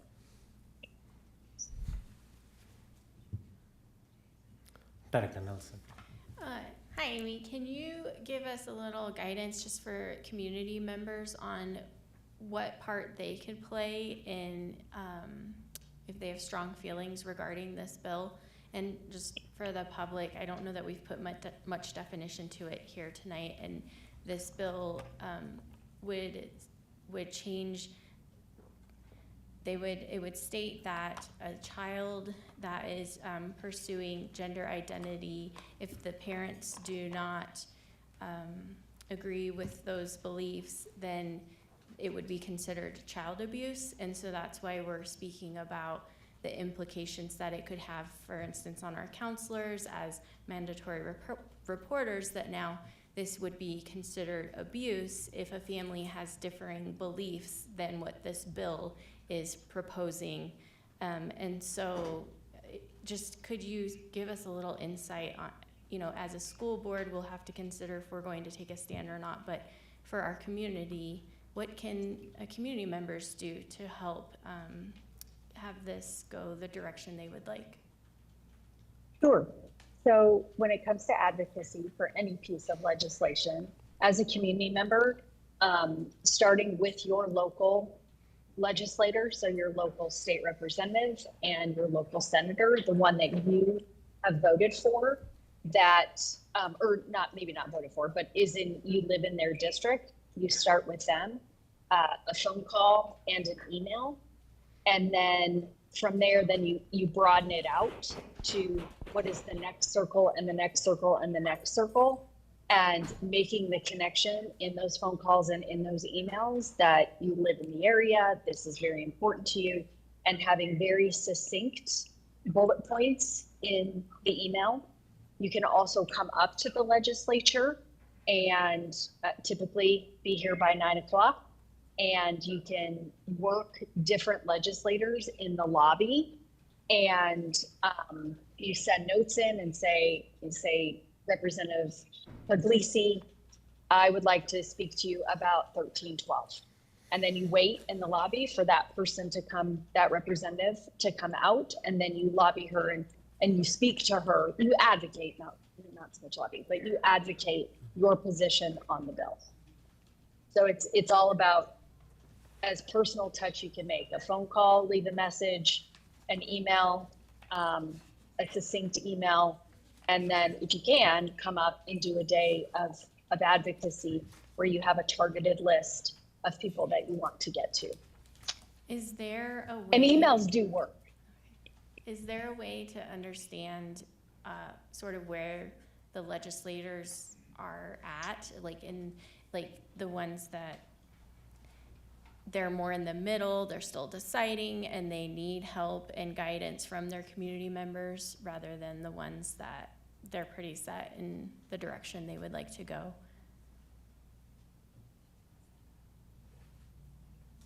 It's an interesting question. That's what a lobbyist does. Is can say, you don't need to worry about these people. These are the people in the middle. Right. And, on a bill like this, it is very partisan. Mm-hmm. So I think every senator, almost every House member signed on to the bill. Wow. So it's a very partisan issue. And like I said, it's not just so much partisan because of the issue that the bill is taking up. It is also partisan because it's pushing back on the Trump administration. So there's more politics to it. Sure. Yeah. It's quite a challenge when we live in a free country and yet a certain set of beliefs are being imposed on all. And so what can we do about that? So I appreciate you giving us a little bit of guidance on advocacy. Thank you. And on this particular bill, there's no need to lobby state representatives or House members because it's already passed the House. The only ones to make a decision now are the senators and the governor.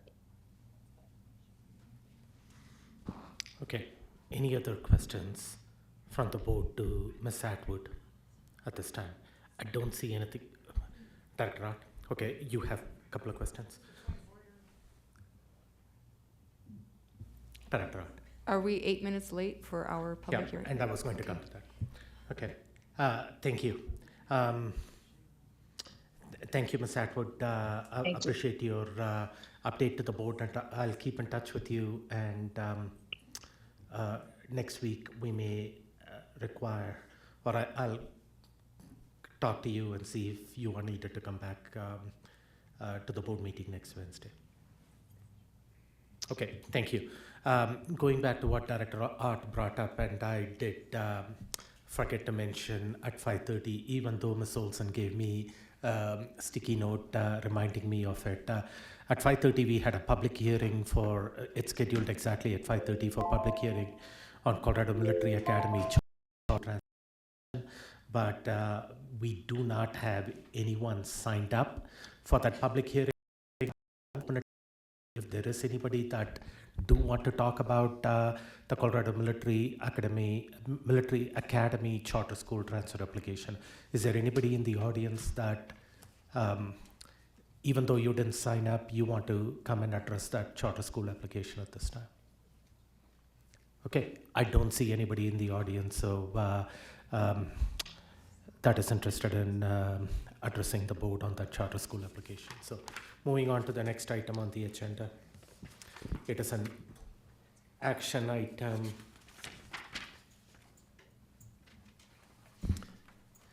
And it is a contract award for purchase of Intercom system for middle and elementary schools. Director Nelson, can you please make the motion for action item C1?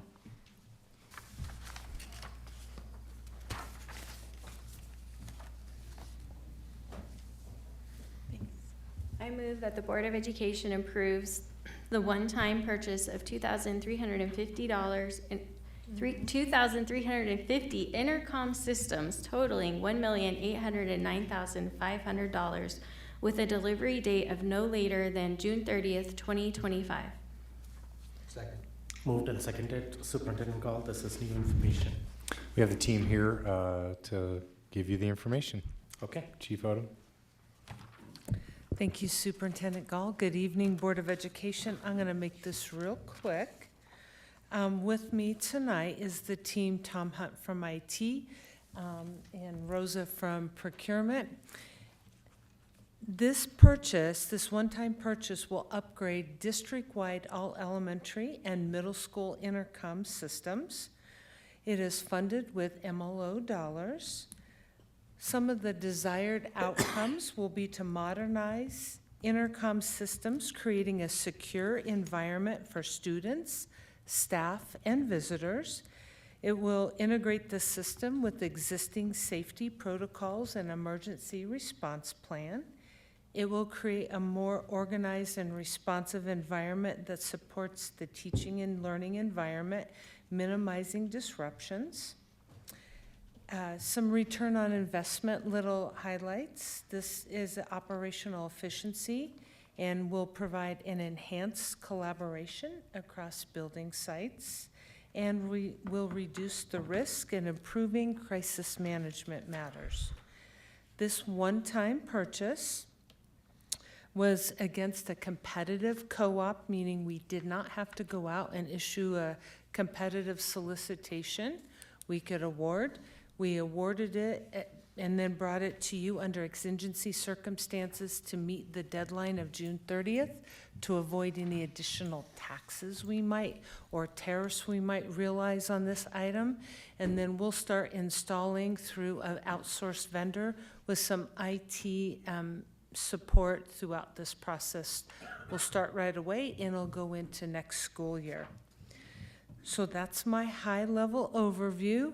I'll turn it over if you have any questions. The team is here to answer any questions you might have. And I forgot to acknowledge Kathy New from our IT department is here as well. Okay. Thank you. Thank you for all being here, Board. Are there any questions on this contract item request for intercom speakers? Director Nelson.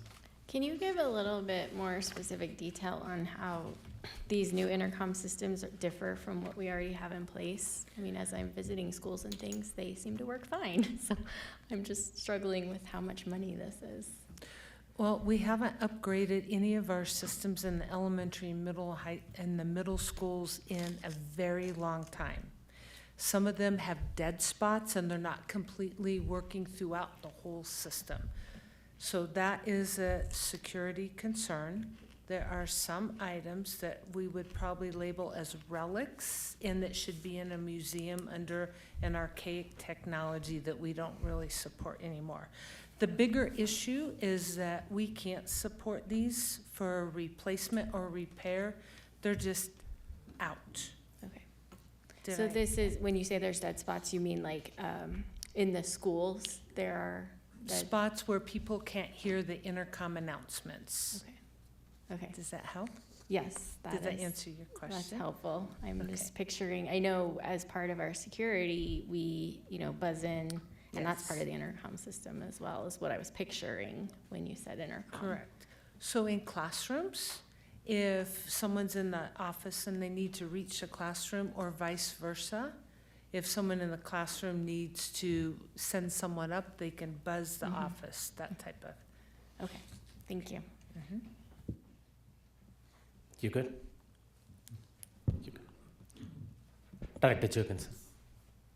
I had to look it up. Is this what it looks like with the LCD screen? Yes. Okay. This says 1,500, so we're getting them for $770 a piece, so seems like a decent deal. That's the competitive nature. Okay. The volume also drives the price down. Yeah, I would assume. Okay. All right. Thank you. So I don't see any other board questions on this. So each one of the system is going to be, every classroom will have one of these speakers installed. Is that the plan? Yeah, Yes. Okay. Okay. Phone a friend, yeah. And are they like in hallways and stuff as well? Or like They can be, but outdoors I'll and- let Mr. Hunt Yeah, answer. our priority is to make sure every classroom has one of these speakers in it. Now, there are some common areas, right? There's hallways, et cetera. I mean, we may put some of those in the hallways, but we also have an infrastructure where essentially we can amplify those signals for the common areas in the hallways, even if we don't have enough speakers to fit all the hallways in the common areas. So we have accommodations both inside and outside, but classrooms will be our main priority. Okay, so is it safe to say that this addresses a security concern that is in our school at this time, make our classrooms a lot more secure, just in case there is some type of... It makes our communications Yes. more secure. Yes. But Well, I but don't want if to there fool is- anybody that you might just be telling somebody something more accurately. I think it helps us in our processing of the challenges that exist when terrible things happen in schools, Correct. on our connectivity to ensure that we can be as responsive as quickly and as safely and as possible. Right, If we have a stay in place or something like that, you got to be staying in the classroom. correct. Then those communication can be more effectively communicated with Yeah, the system. absolutely, yeah. These are addressable by the classroom or groups of classroom. They have a microphone in, so you could actually monitor what's happening in the classroom, right? So they're much more safe and secure overall. Okay. Seeing no further question, roll call, please.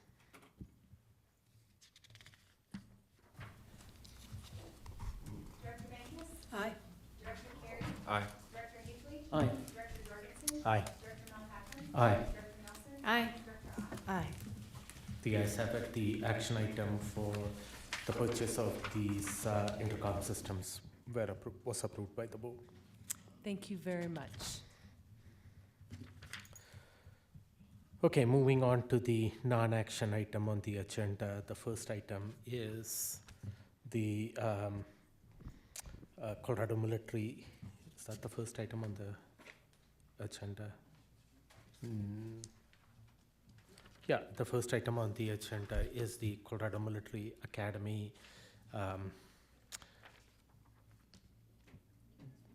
review and presentation to the board. This is new information, Superintendent Gall. I'm going to turn it over to you to set up the Yeah, and conversation. before I let Nicole get started, please, if Mr. Z and EJ can come forward too, you get front row seats for this, and if Mr. Kilroy can come forward too for the work that he's done to join Dr. Comfort. We've had a couple of changes over the last year or so where we no longer have a fifth area superintendent. And so Mr. Kilroy has taken over a lot of the portfolio management under the leadership of Dr. Comfort. So they have supported CMA in their transfer application. To refresh the board's memory, we have used a transfer process to enhance our local authorization to ensure that we're meeting the needs of our families from a portfolio choice. This is not the first time some existing board members have seen CMA. We had brought CMA forward in the 22-23 school year for a transfer into 2024. At that time, we had prioritized them third out of our three schools, or two schools that we thought we would bring in, and then one of them fell through, and it was too late for us to change the direction that CMA needed to go at the time. Since then, they have brought in a new school leader, Nicole, and thank you for your service. I know that it is greatly appreciated by the families that you serve there. So, and to the rest of the team, there has been many changes for some of the concerns that we've seen before, but I give the floor to Nicole Roberts to be able to share with you the mission, vision, and the great things about Colorado Military Academy and how they could benefit from local authorization by D11.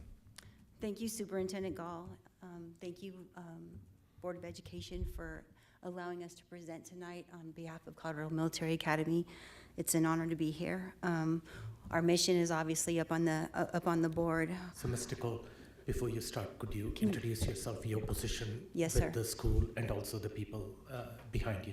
Yes, so sir. we have an understanding. Yes, sir. I'm Nicole Roberts. I'm the Executive Director. To my right is Mr. Joseph Zagaitis. He is my elementary principal, my pre-K through 6th grade. And then Mr. E.J. Van Norman is my 7th through 12th, so my middle school and high school principals. They are joining me. They are great support. So with our mission, it is important to outline you know, we are focused on STEM, but with the military education model, we're not a pipeline for the military. Our goal is to make every graduate qualified for any opportunity that they may come upon. Just like Superintendent Gall said before, it's not just the seniors, it's after, when they leave us. We really emphasize our education on the self-discipline and then exposing them to lots of opportunities. And we do that through our benchmark, which is the Civil Air Patrol. That is a huge part of our program, our high school program. You have to be, you have to join Civil Air Patrol in 9th grade as a freshman, and you go all the way through until you graduate. That model creates lots of advantages. For example, it instills a lot of things that I think may be lost in some of the traditional schools and other schools. You know, you have 11-year-olds that are learning how to lead small elements of people. They're learning how to lead through project-based learning. They're being able to plan training that they feel is important to their classmates and important to them through things that they're exposed through the world. They can public speak very well. They learn a huge oath that they take, and they take very seriously with each rank that they make. They learn how to be a mentor, a follower, and a leader, and they learn about all the importance of all of that through our mission and vision. It's a huge part of our program. There's about 178 different programs just through Civil Air Patrol, and they're all STEM-based, so it's a very important cornerstone for us, and we're really proud to have it in our school. When we began the 23-24 school year, there were a lot of areas that we needed to improve upon. See if I know how to operate this. Oh, can you? Should I just hit the bottom button? Would that probably be the right thing? The left and right buttons, but I'm happy to answer. Okay. There we go. So, as I was saying, during the 23 and 24 school year, there were many areas that needed attention. As you can see, and I'm happy to talk about this, obviously, is our rating, our priority improvement rating. We worked super hard on our testing. We worked super hard on our participation. We worked incredibly hard on our academic portion, and we fell short. And we fell short mostly due to an administrative error. Being a new administrative team, since the principal did resign 2 weeks before the school started, and we started off with that, it's important to know that there was a lot of things that we didn't actually execute as well as we should have, lacking the continuity. So with our 94% rating, we fell below the 95 requirement. A big error in coding. We did work with lots of safeguards this year. We actually stood up our own program to make sure that we understood the entire testing process, what goes into the testing process, what's important, the education of the parents and the students throughout the testing process, as well as the staff. And even though last year was a rough year, as far as from, probably not from the outside looking in, from the inside, it was a lot of work for us. But we still went from the 88th to the 94th percentile, which is still, even with all of the challenge, we were really proud about that. So I'd like to drill down, next slide please, drill down on our major improvement strategies. So you always want to look at the data when things aren't going the way they should, when you're not seeing the improvements that you should see. So we are very data-driven individuals and as a team. So our research-based instructional practices, we did individual teacher coaching. We invested in educational coaching contractors. We brought in contractors that have been seasoned principals for 10, 20, 30 years to come in and look at our practices, to come in and observe our teachers, observe our students.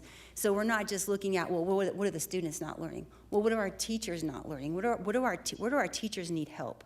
Because a big problem before, there was not a lot of investment in our teachers. We had one principal, and I don't like stovepipes, and that one principal was responsible for all of it. So as soon as that new school year started last year, that's why we brought up our associate principals. So number one, those teachers would get the in-person professional feedback, mentoring, coaching, and instruction that they desperately needed and desperately wanted. And that was also twofold, so that the students were also being able to be identified with their gaps, not just the teachers. So we brought in those coaches.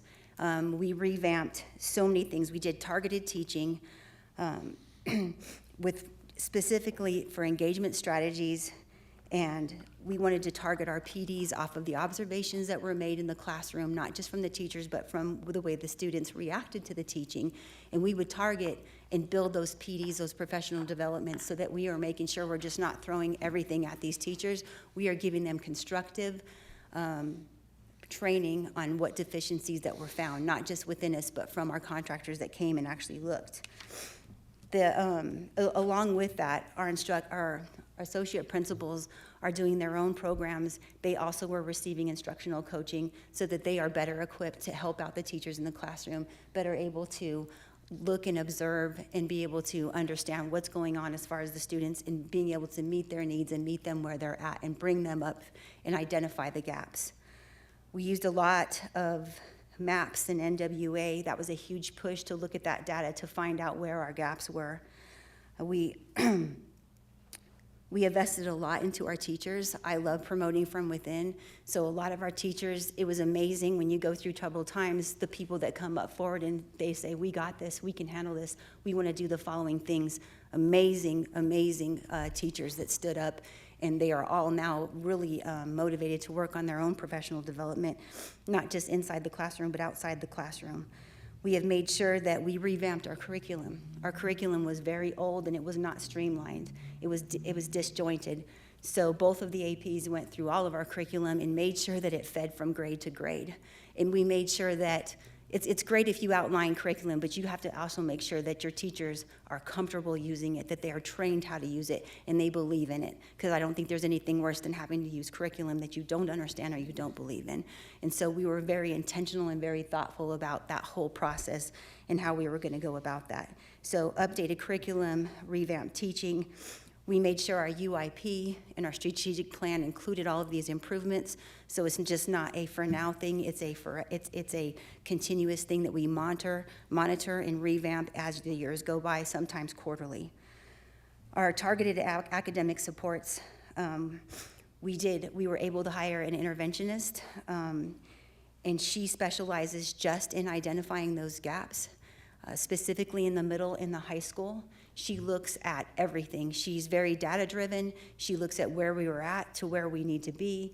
We take all of that data and we revamp the curriculum to meet those specific students. If she has to pull them group by group, academic level by academic level, that's what she does, so that way those students are brought up to where they need to be. If it's tier 1 support or tier 2 support, she's able to do that and identify that.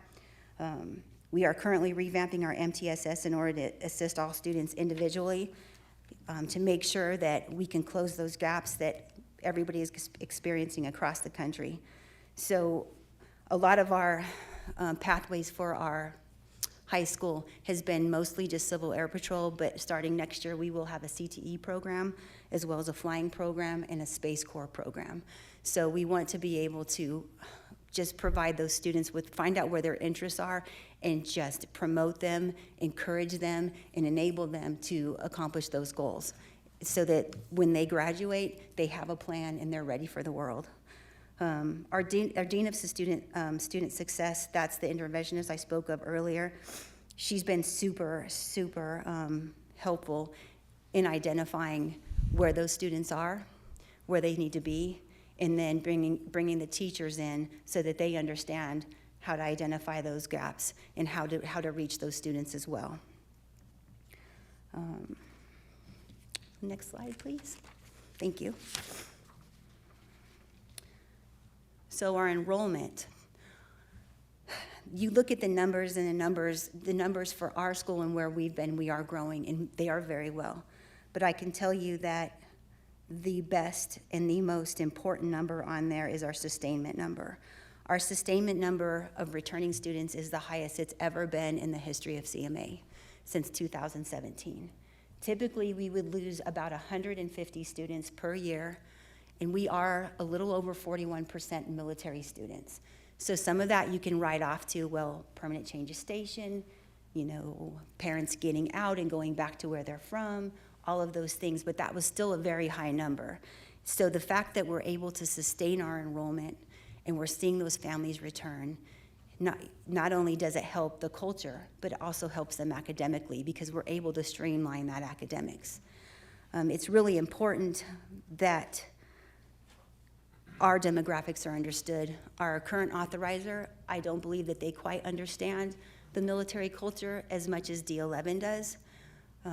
You know, we have, I can speak that, you know, a mom of 2 daughters that I raised almost 30 years in the military. My oldest went to 12 different schools in 17 years. And I can tell you that as much as we try to make sure our kids go to all of the best schools, sometimes it's just not possible. And so they are bounced and bounced and bounced. So no matter where those kids are at when they come to our school, our interventionists, our dean of success is so important and so key for identifying those students and making sure that they have what they need to succeed and identify those gaps. It's so that, number one, they have the confidence to know they can succeed. Number two, they have plans because we have all these different pathways for them to look at. It's not just college, it's not just service academies, it's many things that they're interested in. When we take kids up to fly, because we are the largest Civil Air Patrol squadron in Colorado. We're the 2nd largest in the nation. We have the most flying hours in the entire state. So when our 11-year-olds show up to school and they're scheduled to fly that day, they get to miss school to go fly. And they actually take the stick and fly. A lot of our students have never been out of Colorado Springs. So just to expose them to that piece of something different, something that they may never, ever, ever experience, when they get off of that Cessna, their eyes are as big as saucers and they are ready to do some other things with their life. They are encouraged, they're inspired, and it's just one of the most amazing things I've witnessed as a school leader at CMA. So that piece of that is important because you can call us a niche school because of the Civil Air Patrol piece, but really with the other pathways opening us up, it's not going to be so much that. We're hoping that we can open up to more athletic programs and, you know, transportation and things of those things that make it a little bit easier for our parents. But our enrollment is 34 students higher than it was this time last year, and we are currently still have, you know, it's still early in the spring, so we are estimating to be around the 660, 665 range, if not higher, and that's being very, very conservative with those numbers. Next slide, please. Thank you. So finances. Our finances are the best they've ever been since CMA opened. Our fund balance has grown by 117%, and we anticipate an additional 11% by the end of FY26. We've been able to maintain a sufficient debt-to-service ratio, and we're on track for our $3 million projection for FY25. We have intentionally invested in our staff, focusing on our teachers' salaries. Our past 2 years, our intent to return for our teachers has been 100%. And that's before when 2022 to 23, our teachers were making 30 to 35% less than the Colorado Springs area on average. All of those teachers are still with our school, even though we raised their salaries. They are the right people to be in our school. They are in there for the right reasons, is what that tells me. It's a little embarrassing that we weren't paying them better, but I can tell you that we are doing everything we can to make sure we are reinvesting in them.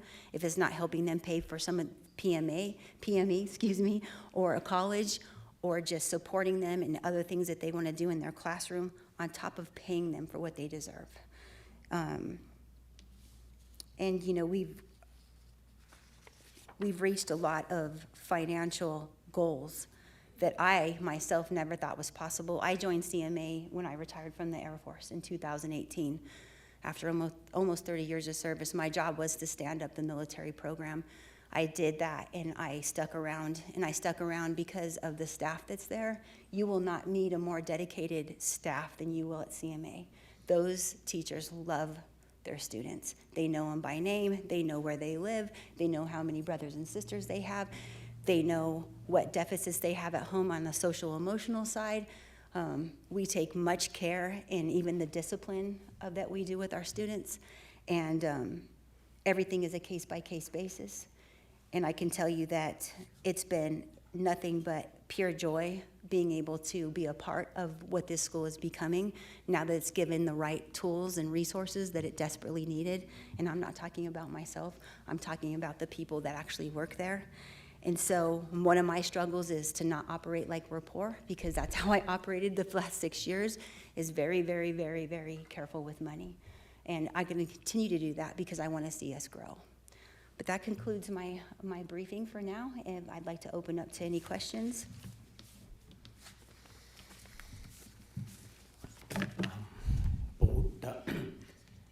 Dr. Comfort, do you have anything additional to add at this point in time from the district's perspective on this application? Sure. Good evening, Board. Happy to add a few things. I want to first speak to the financial position of CMA. As Ms. Roberts stated, their financial position has strengthened greatly. The primary metrics that we look at for any charter schools, we look at debt to burden ratio, we look at fund balance ratio, we look at cash in hand. Those are all very strong variables from them now. And I would actually point to the last thing on that left side where their financial position is so strong now that they're actually self-funding their own Fund 43, which is their own capital investment plan. That's always a really good indicator of a charter school's ability to maintain their finances, is when they can manage some of their own capital investment as well. I would also add, you heard a few very key strategies around their academic performance, which should sound familiar. Investing in teacher salaries, investing in coaching observation and feedback, investing in curriculum, and investing in Tier 1 instruction. Those are our strategies as well. And so I think we believe in them wholeheartedly and look forward to that potential partnership. Final point, just in case it comes up as a question, the DAC has been reviewing this charter application. My communication from them is I can expect their review by Friday. I will absolutely get that to the board, and then we'll have it ready for public review when we come back. Okay. Anything you want to add from your perspective, Superintendent Gall? Obviously, I think about the portfolio as a whole. I think particularly as a military town, I think it's high time that we really have a military-focused school. I think the community has said that this is something that's important to them. Can we go back to the enrollment slide? Much of this is about where you're situated. For those who don't know, that CMA's current location backs up to Pete Field, and there's literally a turnstile there. Pete Field, the housing units in Pete Field are District 11 families. So this is an in-district boundary school. You all were at the Capitol last week or the week before to get your Purple Star, I don't want to say award, designation from the governor. This is a school that understands the community that it serves. And although we do have a growing level of support for our military families, particularly at McCullough is our strongest Purple Star school, Jenkins, and we're working with the state to understand why Doherty's application wasn't accepted. It's high time that we think about our portfolio as a whole. And as a father of 3 military kids, enrollment in a school where 50% of your families are PCS mandated on when they move and don't move, I think that sustainability is an important measure. One, I wish I could compare our K-12s to your sustainability. We probably have more movement per family, but there's nothing more challenging for a family than the middle of October when mom or dad comes home and says, guess what, we're moving. And by the way, it's not at the end of the school year. My joke is I used to go play catch with the kids, because if you throw the ball in the air, they focus on catching the ball, so you can say we're moving to Timbuktu, and it gives them a minute to process, to catch the ball before they can react to, I'm not moving to Timbuktu.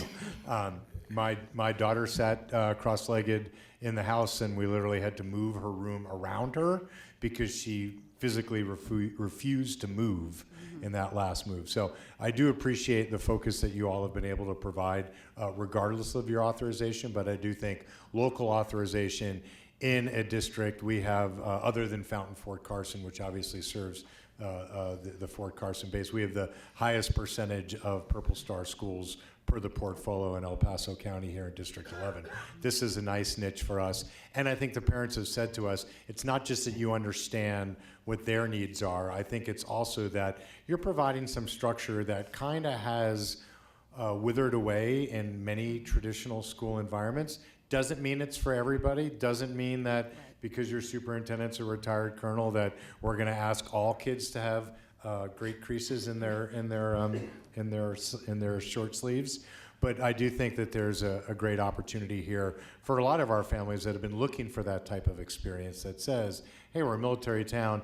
I know as a father, I always said that I would have loved to have sent one of my kids to a school where I knew he would have gotten this type of structure and rigor without having to enlist. And just to reiterate a point again, if you bring in a school like Colorado Military Academy, it does not mean that we're seeking to increase enlistment for any of those service branches. This is an opportunity for kids to have structure, for them to have pathways into flying and Air Force specific experiences. And I love the fact that you're thinking of expanding that to the spaces as well, now that Peterson's designation is, at least for the time being, a Space Force Correct. base. Thank you. So open it up for the board for questions at this point in time. And Ms. Roberts, you've been in this, Ms. Roberts, right? Yes, sir. Ms. Roberts, you've been in this position for a year, or? Yeah, this is my second year as the executive director, yes, sir. And how about the two principals behind you? So both of these individuals were teachers prior to that, and they stepped up as TOSAs to prepare them for the AP positions the year before. But prior to that, Mr. Zakaitis has been at CMA since it began. He was a mighty third grade teacher. And then Mr. Van Norman was a middle school English teacher. He bounced between middle and high school English teacher prior to that. But they've all been in this position for And just about roughly the same time. This is their first year working as the APs. Yes, sir. They are APs? Yes, sir. Okay, great. Board questions again. I don't see anybody have any questions, or Director Art, I'll start with you. Thank you. I have many, and so my question is if we're going to have, just first to the board, is if we will have a work session. We will get to that at the end of this discussion. If there is a need where there are questions unanswered, I can certainly look to the board for guidance on this if this has got to come at a future time. Right now, I think it's scheduled to come as an action item the first week in May. That's May 7th. And today we are on April 16th, so we have 2 weeks' time, April 23rd and April 30th time. So it just depends on where we are at as a board. We have quite a few agenda items that the board needs to address in the next couple of weeks, including the budget items. So if there is a need after the discussion today, but I would start by asking you questions, Director. All right. Thank you. Why do you and your fellows at the school, why do you want to be part of District 11? I'm so excited to answer that. So with our current authorizer, as I spoke about a little bit earlier, as much as they try to understand what a military community is, I don't think they completely grasp it. They don't really understand the demographics, the high mobility, and how that can impact your testing, how that can impact your academic level, how that can impact your enrollment and your funding. We're held to a little bit different standard. With District 11 and just being in the Springs area, I feel like we are embraced by the military community and by the understanding of how all of those things can impact us. And so we feel that it would be in our best interest to be in a community that understands us and can support us a whole lot better with understanding all of our challenges as well as all of our strengths. Okay, thank you. Yes, ma'am. So I reviewed all of the materials we had available to us on our board docs, which you're not responsible for that necessarily, but I felt it was incomplete. I'll say that to my fellow board members. Aside from the DAC, we don't have any indication of a review of the materials, and there's a little checklist there. It's not checked off. So I don't know if you've provided all the information, so my apologies for that. If you have, I would love to see a copy of your budget for the coming year, as best as you can have it. I know we don't even have our own yet. No but problem. Maybe one for this year. Reading the CARS report, there are certainly some concerns there. Sure. All of the academics, and I understand you've addressed where you see many of the problems lying there, but you're on the school, not necessarily your fault. It's in the third year of its state watch list status. So that's a concern. The CARS report also mentioned the organizational performance narrative and governance, education, et cetera, financial management. Just last year, there were a couple of concerns. And it sounds like they were the same thing, just it hadn't gotten corrected quite yet. So that's a concern.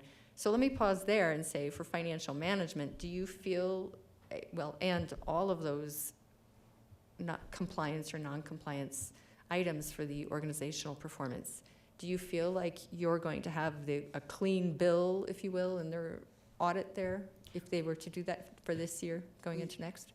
Yes, ma'am. And so, to be completely transparent, of course, the financial issues were our audit not being turned in on time. And that was a lot due to the auditor that we hired wasn't finding the documents they were supposed to, because it went from a different auditor to a different auditor.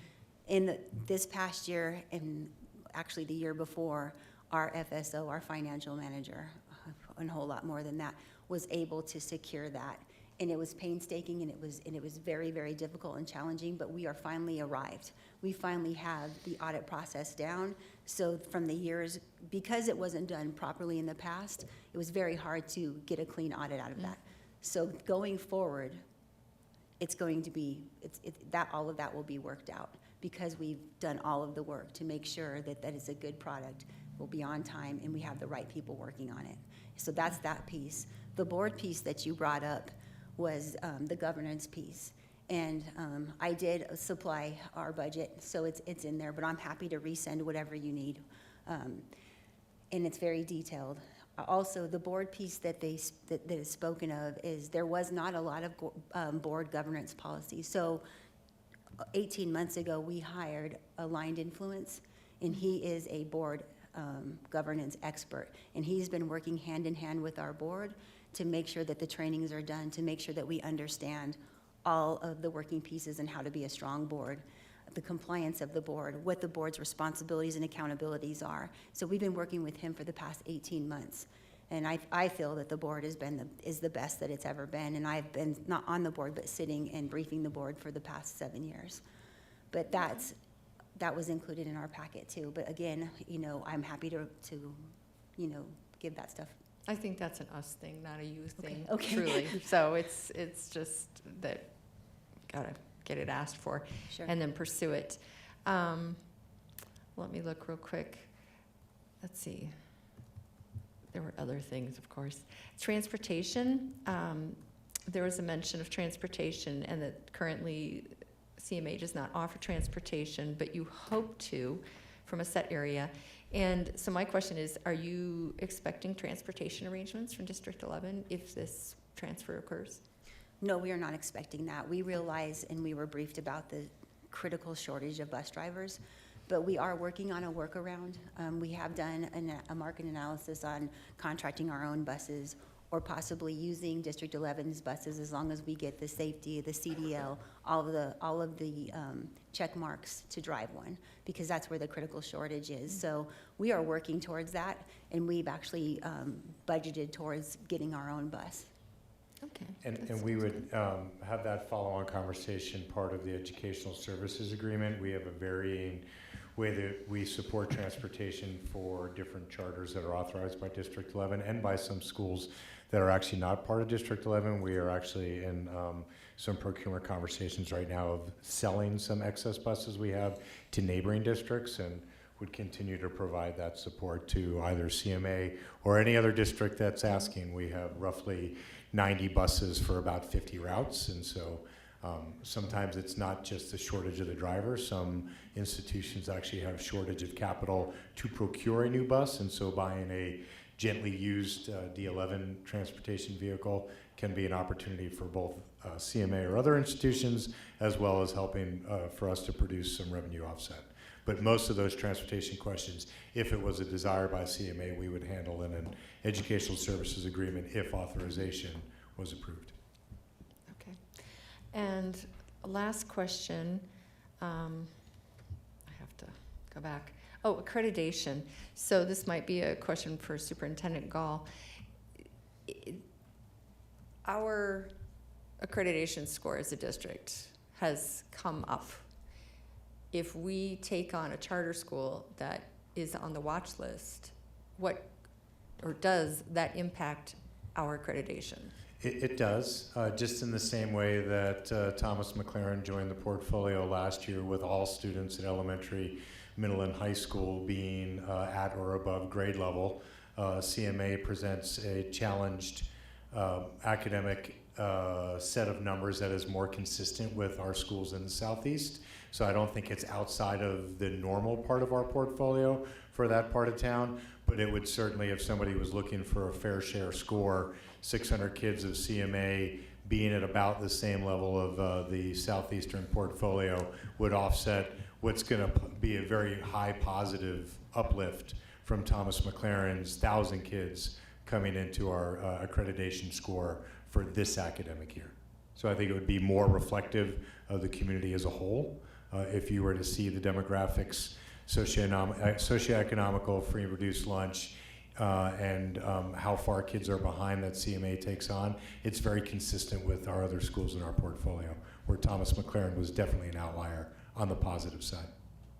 That makes me wonder how much of the increase is actually just due to Thomas McLaren instead of our own work, which would be unfortunate. Well, to correct that, the numbers that were reported this year that we keep touting were without Thomas McLaren.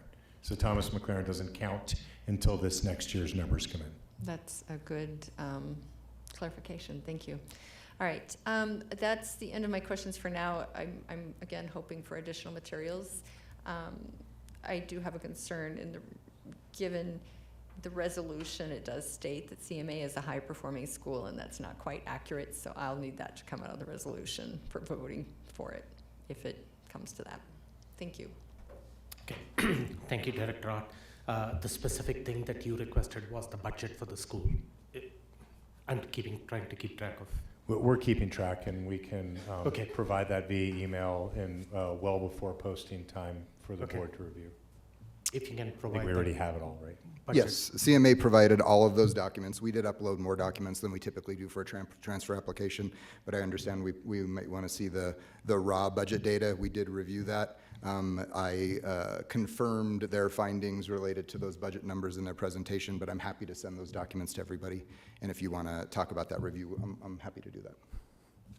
Okay, and then looking at your 2024 school performance framework, what you ended up scoring was 47.1 out of 100, which puts you in the improvement category. And Ms. Olson, if you can pull the clock to the bottom, that's where the numbers are up there. It's 47.1 out of 100. That would put you in the improvement category, but because of lack of low participation, that's why you were downgraded one level. And you said that that was an administrative error or learning process, and you addressed it for the current CMAS cycle. Yes, sir, it was. It was an administrative error. It was all on our participation rate of scoring 94.7. So what we gleaned from that was making sure we code students as soon as they leave the school. Before, we were holding them into a file and then not doing it day to day or student by student. So we have a whole checks and balances process and system that we have developed as the school that we're currently using just for CMAS to make sure every student is coded correctly, because that's exactly why we missed the mark on that, was the administrative issue. Okay. Dr. Nelson. Yeah, can you speak a little to what % of your students are on grade level, if you have that off the top of your head, for math and ELA? Do you guys have that off the top of your head? And you I can get it. that for you. Okay.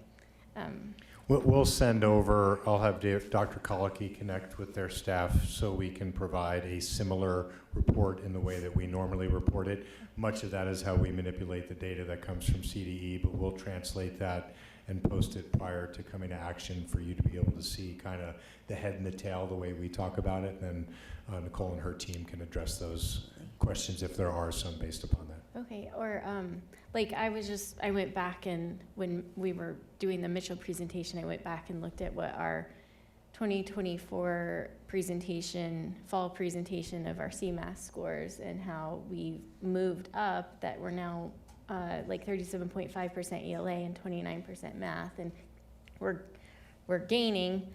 So I just wanted to get a sense of where your school was at. So whether it's that format or if it's your CMAS scores, however is fine. And then I had a question on what % of your enrollment are actually D11 boundaried students and what are out of D11 boundaried? If you need to get that later, that's fine. I'll have too. to get that later, Okay. yes, ma'am. I can tell you that the majority are D11 students. Okay. We have a few outliers, Calhan, Ellicott, even Woodland Park, but the majority are D11, but I'll get you those numbers. Okay, this next question is for Dr. Comfort, and it's kind of pivoting off of that. For transparency's sake, can you speak to the MLO dollars that previously we've been able to take the inflation rate and compensate our charter schools using the inflation rate and the impact that has to MLO, and I suspect we'll be able to do the same this winter, this coming winter. So do you have a number ready, or you can get that to me later on, Yeah, based no. on their enrollment? Absolutely. So two clarifying points on that. Thank you for the question, Director Nelson. I do want to remind the board, if we go back a couple of years in time and we had this conversation about expanding the portfolio, remember we had the conversation about expensive dirt and how at that point in time, in declining enrollment, the addition of charter schools could be a little costly. Because we are out of declining enrollment, there is no financial impact to our general fund for we can bring in 1 million charter school students, and now it's a 1-for-1. It no longer negatively impacts our financial position as a district. Secondly, the MLO, which is, as we all know, funded by our entire community, whether they come to District 11 schools or not, we have been able to use the inflation factor that the board approves to offset any increase in MLO funding that an increase in the charter school numbers would require. We have not had to negatively impact any existing PIP or part of the MLO. We are prepared to bring that exact same solution to you again in a plan amendment. We shared this with the MLO committee last night. If the board remembers, you approved an inflation factor of about 5.3%, which is going to get us about $3.5 million in new MLO money. What we are prepared to do is take, if the board approves CMA, it will be about $2.4 million of MLO money. That's new money. It will cover the CMA portion, and then I'm going to bring you a plan to use that additional money in a different way. But so we are prepared to move forward if the board adopts CMA as a part of the portfolio without any negative impact to the remainder of the MLO. Thanks for the clarification. So it was the inflation rate we already took this Yes. past winter that will cover Yes. there. Okay. Yes, so we are prepared to cover CMA, and then next year's inflation will be its own conversation. Sure, okay, great. And just to the point that many of their students are D11 boundaried students, and their families are taxpayers in our community, and so they absolutely should get their fair share of these MLO dollars. And so just, that's my 2 cents on that. And that's all the questions I have. Thank you for presenting, and look forward to a future partnership, if it's just me speaking as an individual. Thank you so much. Director Jenkins. I'll be brief in my comments from what I heard and from the questions here. Having a really stable staff is amazing, something that we haven't been able to achieve with our schools, even though we are putting lots of things in place for that. I think the synergy that we could have down the road with your Civil Air Patrol and your JROTC and our own programs around airplanes and our JROTC programs would be kind of cool to see what that looks like.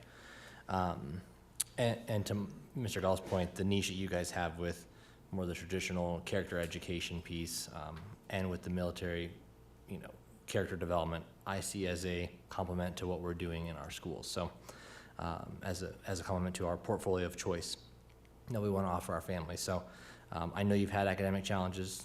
You're not quite there yet, but you know the problem and you're identifying it, just like we're all doing. And I just think it's a nice addition to what we have. The question I had was, do you have a SAC, a school accountability committee for your school? Yes, sir, we sure do. And Okay. we meet almost, I know we're only required to meet quarterly, but I usually meet with them after every board meeting, just because they're very involved. They're very helpful. They're great guidance, and so we usually do that at least once a month, and we do have a very active SAC. Okay, and so to that point, I did have a hard time on the website. It looks like it's more of a national website for your Colorado Military Academy, and so I couldn't drill down to your local board and SAC meetings to find those. So if you could maybe send the link to the board or whatever, that would be good to see that calendar and all that. Absolutely. We just redid our website and stood it up like 2 weeks ago, so we'll make sure that that is user-friendly and get you those links. Thank you. Absolutely. Thank you. Director Carey. Thanks. I just want to really briefly speak to academics and then also just generally about charter schools. I was trying to find some of the numbers here and refresh my memory as to kind of what the numbers were for Eastlake and Roosevelt. But when speaking to kind of like the weak academic performance, we have schools in our portfolio that are lower in terms of the SPF. And I think it's worth just taking a step back to remember that one of the things we've been doing as a strategy over the last few years is taking schools in our geographical area that are authorized by the state and bringing them into our system. The reason being, I'm trying to remember the numbers that we quoted earlier, was it something like 8,000 kids in our geographical area are not in our system? Yeah. Am I remembering the number right? Could be higher. 10,000? So again, there are parents who are choosing other schools. If you go back to the enrollment slides, I'm trying to remember the exact number for this school. It's something on the order of 600. There we go.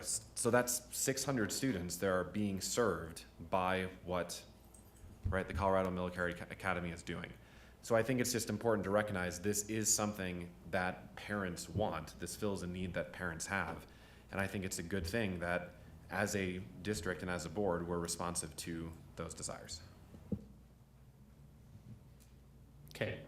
Any other questions or comments from the board? I think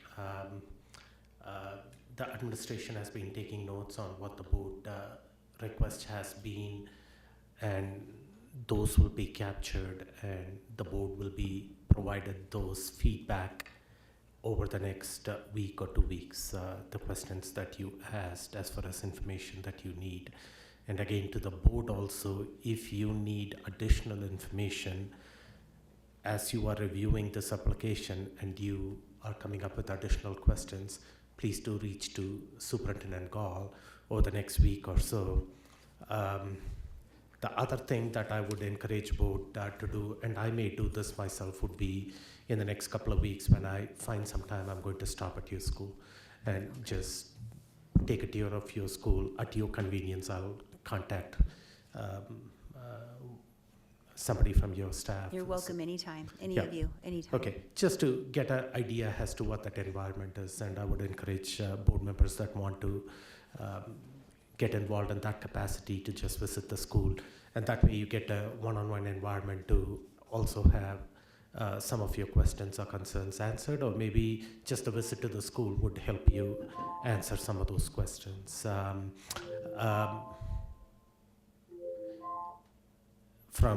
I know that CMA was in front of the board 2 years back. There was some concerns about the financial stability of the school at that time, some operational concerns. Looks like those have been addressed in the past couple of years financially. From what we are hearing from Dr. Comfort, you are sound and stable, and you are able to handle your day-to-day operations, and there has been some changes in the operations of the school, you being a new executive director and other people stepping in leadership roles as well. The biggest concern that has been addressed out here is your academic performance at this time. When I look at the CARS report and it compares where you are as a school with District 11 schools on an average, in just about every category, you are underperforming District 11 schools. But that doesn't mean that if you put a clear vision and a strategy, you would be able to overcome some of those challenges. Looks like you are addressing that, but that's the biggest concern from my end. my questions to you when I visit your school would be more on that academic integrity. What are the systems and processes that you have in place to overcome some of those challenges academically? And I think we can benefit from some of the opportunities that are there in your school, and vice versa, you can also benefit from some of the structures and systems that District 11 has in place. So if we go through this process and you become part of the D11 school, I would strongly encourage you to lean on District 11 supports and what we are doing, so it can be a mutually beneficial process. I don't see any other questions. Superintendent Gall, do you have any closing thoughts on this subject? I just appreciate the work that the team, both at CMA and D11, have put forward. We really look forward to the DAC's feedback and certainly to some public comment supports from CMA at the board meeting in the first week of May. Okay, and going back to Director Ott's comments or request at the beginning of the meeting, I think you addressed all your questions at this point in time. If you have additional questions, reach out to Superintendent Gall. With that in mind, and I don't see any outlying questions with the board, this is not going to come as a work session. It'll come as an action item in 3 weeks' time. And within that time, if individual board members have questions or concerns, please reach out to Superintendent Gall, and he will try to gather that information. And you can also take the opportunity to visit the school if your schedule or time allows. Thank you. Thank you for you all being here.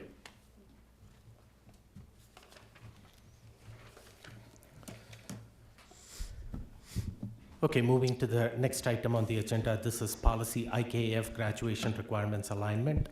The board unanimously approved the revised high school graduation requirement during the April 2nd regular board meeting. There are policy and regulations related to these requirements that require board's review and consideration. And from what I see on the board docs, these are a policy and regulations that are up for repeal at this point in time. I'll turn it over to you, Dr. X, to give us some context and set up this conversation. Yeah, thank you, President Malpacum. Members of the board, just putting some closing pieces together on the IKF that we passed at the last regular board meeting. We do have two regulations in the packet, as well as two regulations attached to IKF, a policy IKFA, and an exhibit that we are going to all wrap up in a package. We went back, Ms. Olson went back and discovered inside of board docs that the last time IKF was brought forward, the two regulations were brought forward as well, so the board did take a vote on those. So since the board took a vote on those, we want to tie those into IKF for the next board meeting so that those can be repealed, since there was a formal vote, and not move forward with those two regulations because of they're outdated. There's also the exhibit in there that we wanted to tie in, which will be a new exhibit, just so you can see that. And then policy IKFA, we went back through, we could not find anything in board docs about any board action on that, nor could we find any work product related to any changes to that policy since it was revised the last time in 1989, I believe it was. So we are recommending that that policy be repealed because inside of the new IKF is language about early graduation. And this also addresses an issue that was brought forward by Director Ott when we were up here last time. Okay, open it up for board comments or questions. So what is being requested right now is a repeal of policy IKFA. IKFA repeal, as well as a repeal of the two regulations to IKF. They were included in a board vote. And then the draft exhibit is going to be attached to the original policy IKF. Correct. That will be the new exhibit attached to IKF.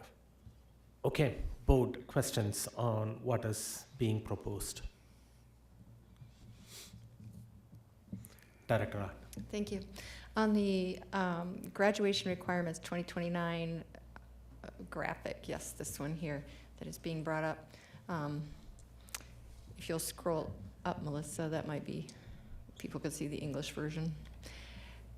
So just a couple of things. One, there in that middle section that showing individual career and academic plan, ICAP. You've defined ICAP. I appreciate that. And that'll come up later with something else. Explore and favorite careers and explore and favorite post-secondary options.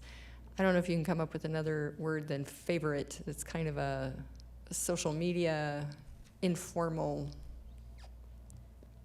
slang almost. And if I'm understanding what you're trying to say, I'm going to, yes, maybe something around interested. Just, it's a consideration. I'm not going to dictate your document here, but I'd like to try. So just let's favorite careers. It's not really a proper verb. The other thing, if you can see at the bottom of the screen there, the required course credits, academically ready learner, credits, and continuous learner.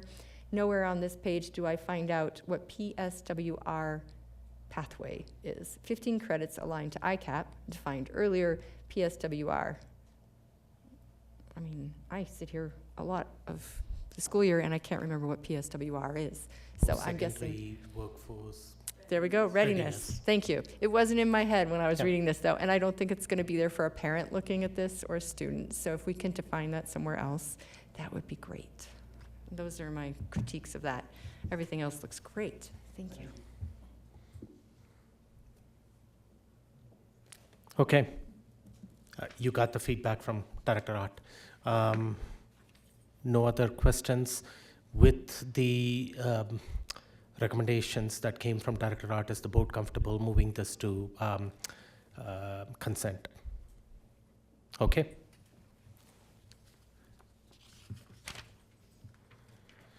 The next item on the agenda is the amended fiscal year 24-25 budget. And I see Dr. Comfort coming in. There could be nobody having the... so this is new information. Again, Dr. Comfort, can you provide some context to the board on this? Yeah, absolutely. Good evening again, board. If the board recalls, over a past few meetings, we approved a plan amendment coming out of the MLO for taking non-recurring MLO money and funding a few things. One is $1.5 million in curriculum. That is supplementing the general fund curriculum money that we put towards an ELA purchase in the mid-year budget to do a K-12 ELA continuum.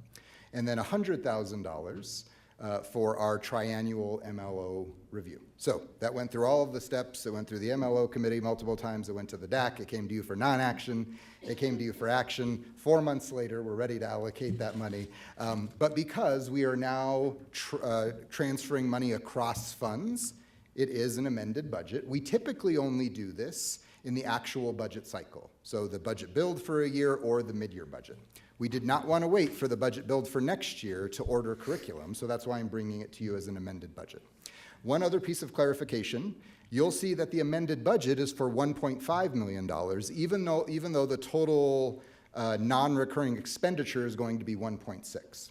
That's because we purchase curriculum out of the general fund. So I am genuinely moving money from fund to fund in $1.5 million for curriculum. That $100,000 for the MLO, it's already allocated in the MLO. I'm just moving it to the MLO account where it's funded. So that's why it's $1.5 million and not $1.6 million. But this is just to execute on the plan amendment that has received everybody's approval, including yours. Okay, thank you. Any questions on this item from the board?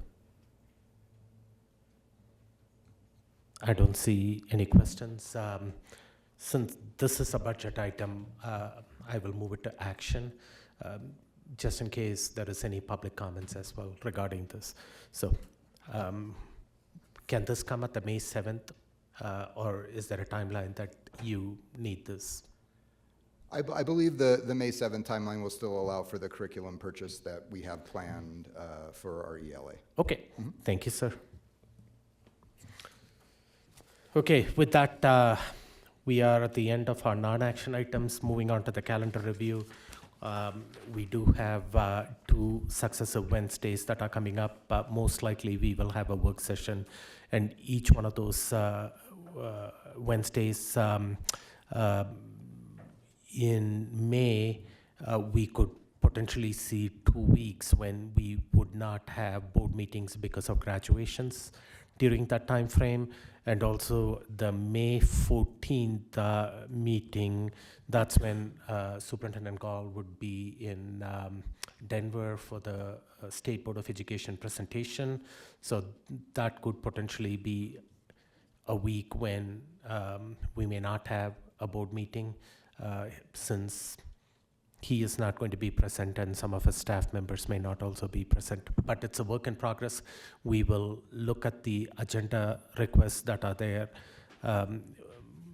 and try to accommodate that over the next couple of weeks and May 7th, and then understanding that in May graduations and other things may take priority and we may not have a board meeting. With that, seeing no further business, if there are no objections, okay. Director Nelson. Just wanted to let you know that next Wednesday and the 30th, I will need to leave around 5 o'clock for performances that my children have at their schools. So if you're planning your agenda, and I think that the budget maybe is coming at some point in the next couple of weeks, if you could put that at the top end of the meeting, that might be a good idea since I'll have to leave early. Thank you. Both those weeks, you said you'll be leaving at 5 o'clock? Yes. That's what, and you are not going to be joining at any point in time later in the evening for those meetings? I guess it depends if you're still going or not. Okay, great. Okay, we'll keep that in mind and consideration. Okay, seeing no further business, if there are no objections, this meeting will adjourn at 6:47 p.m.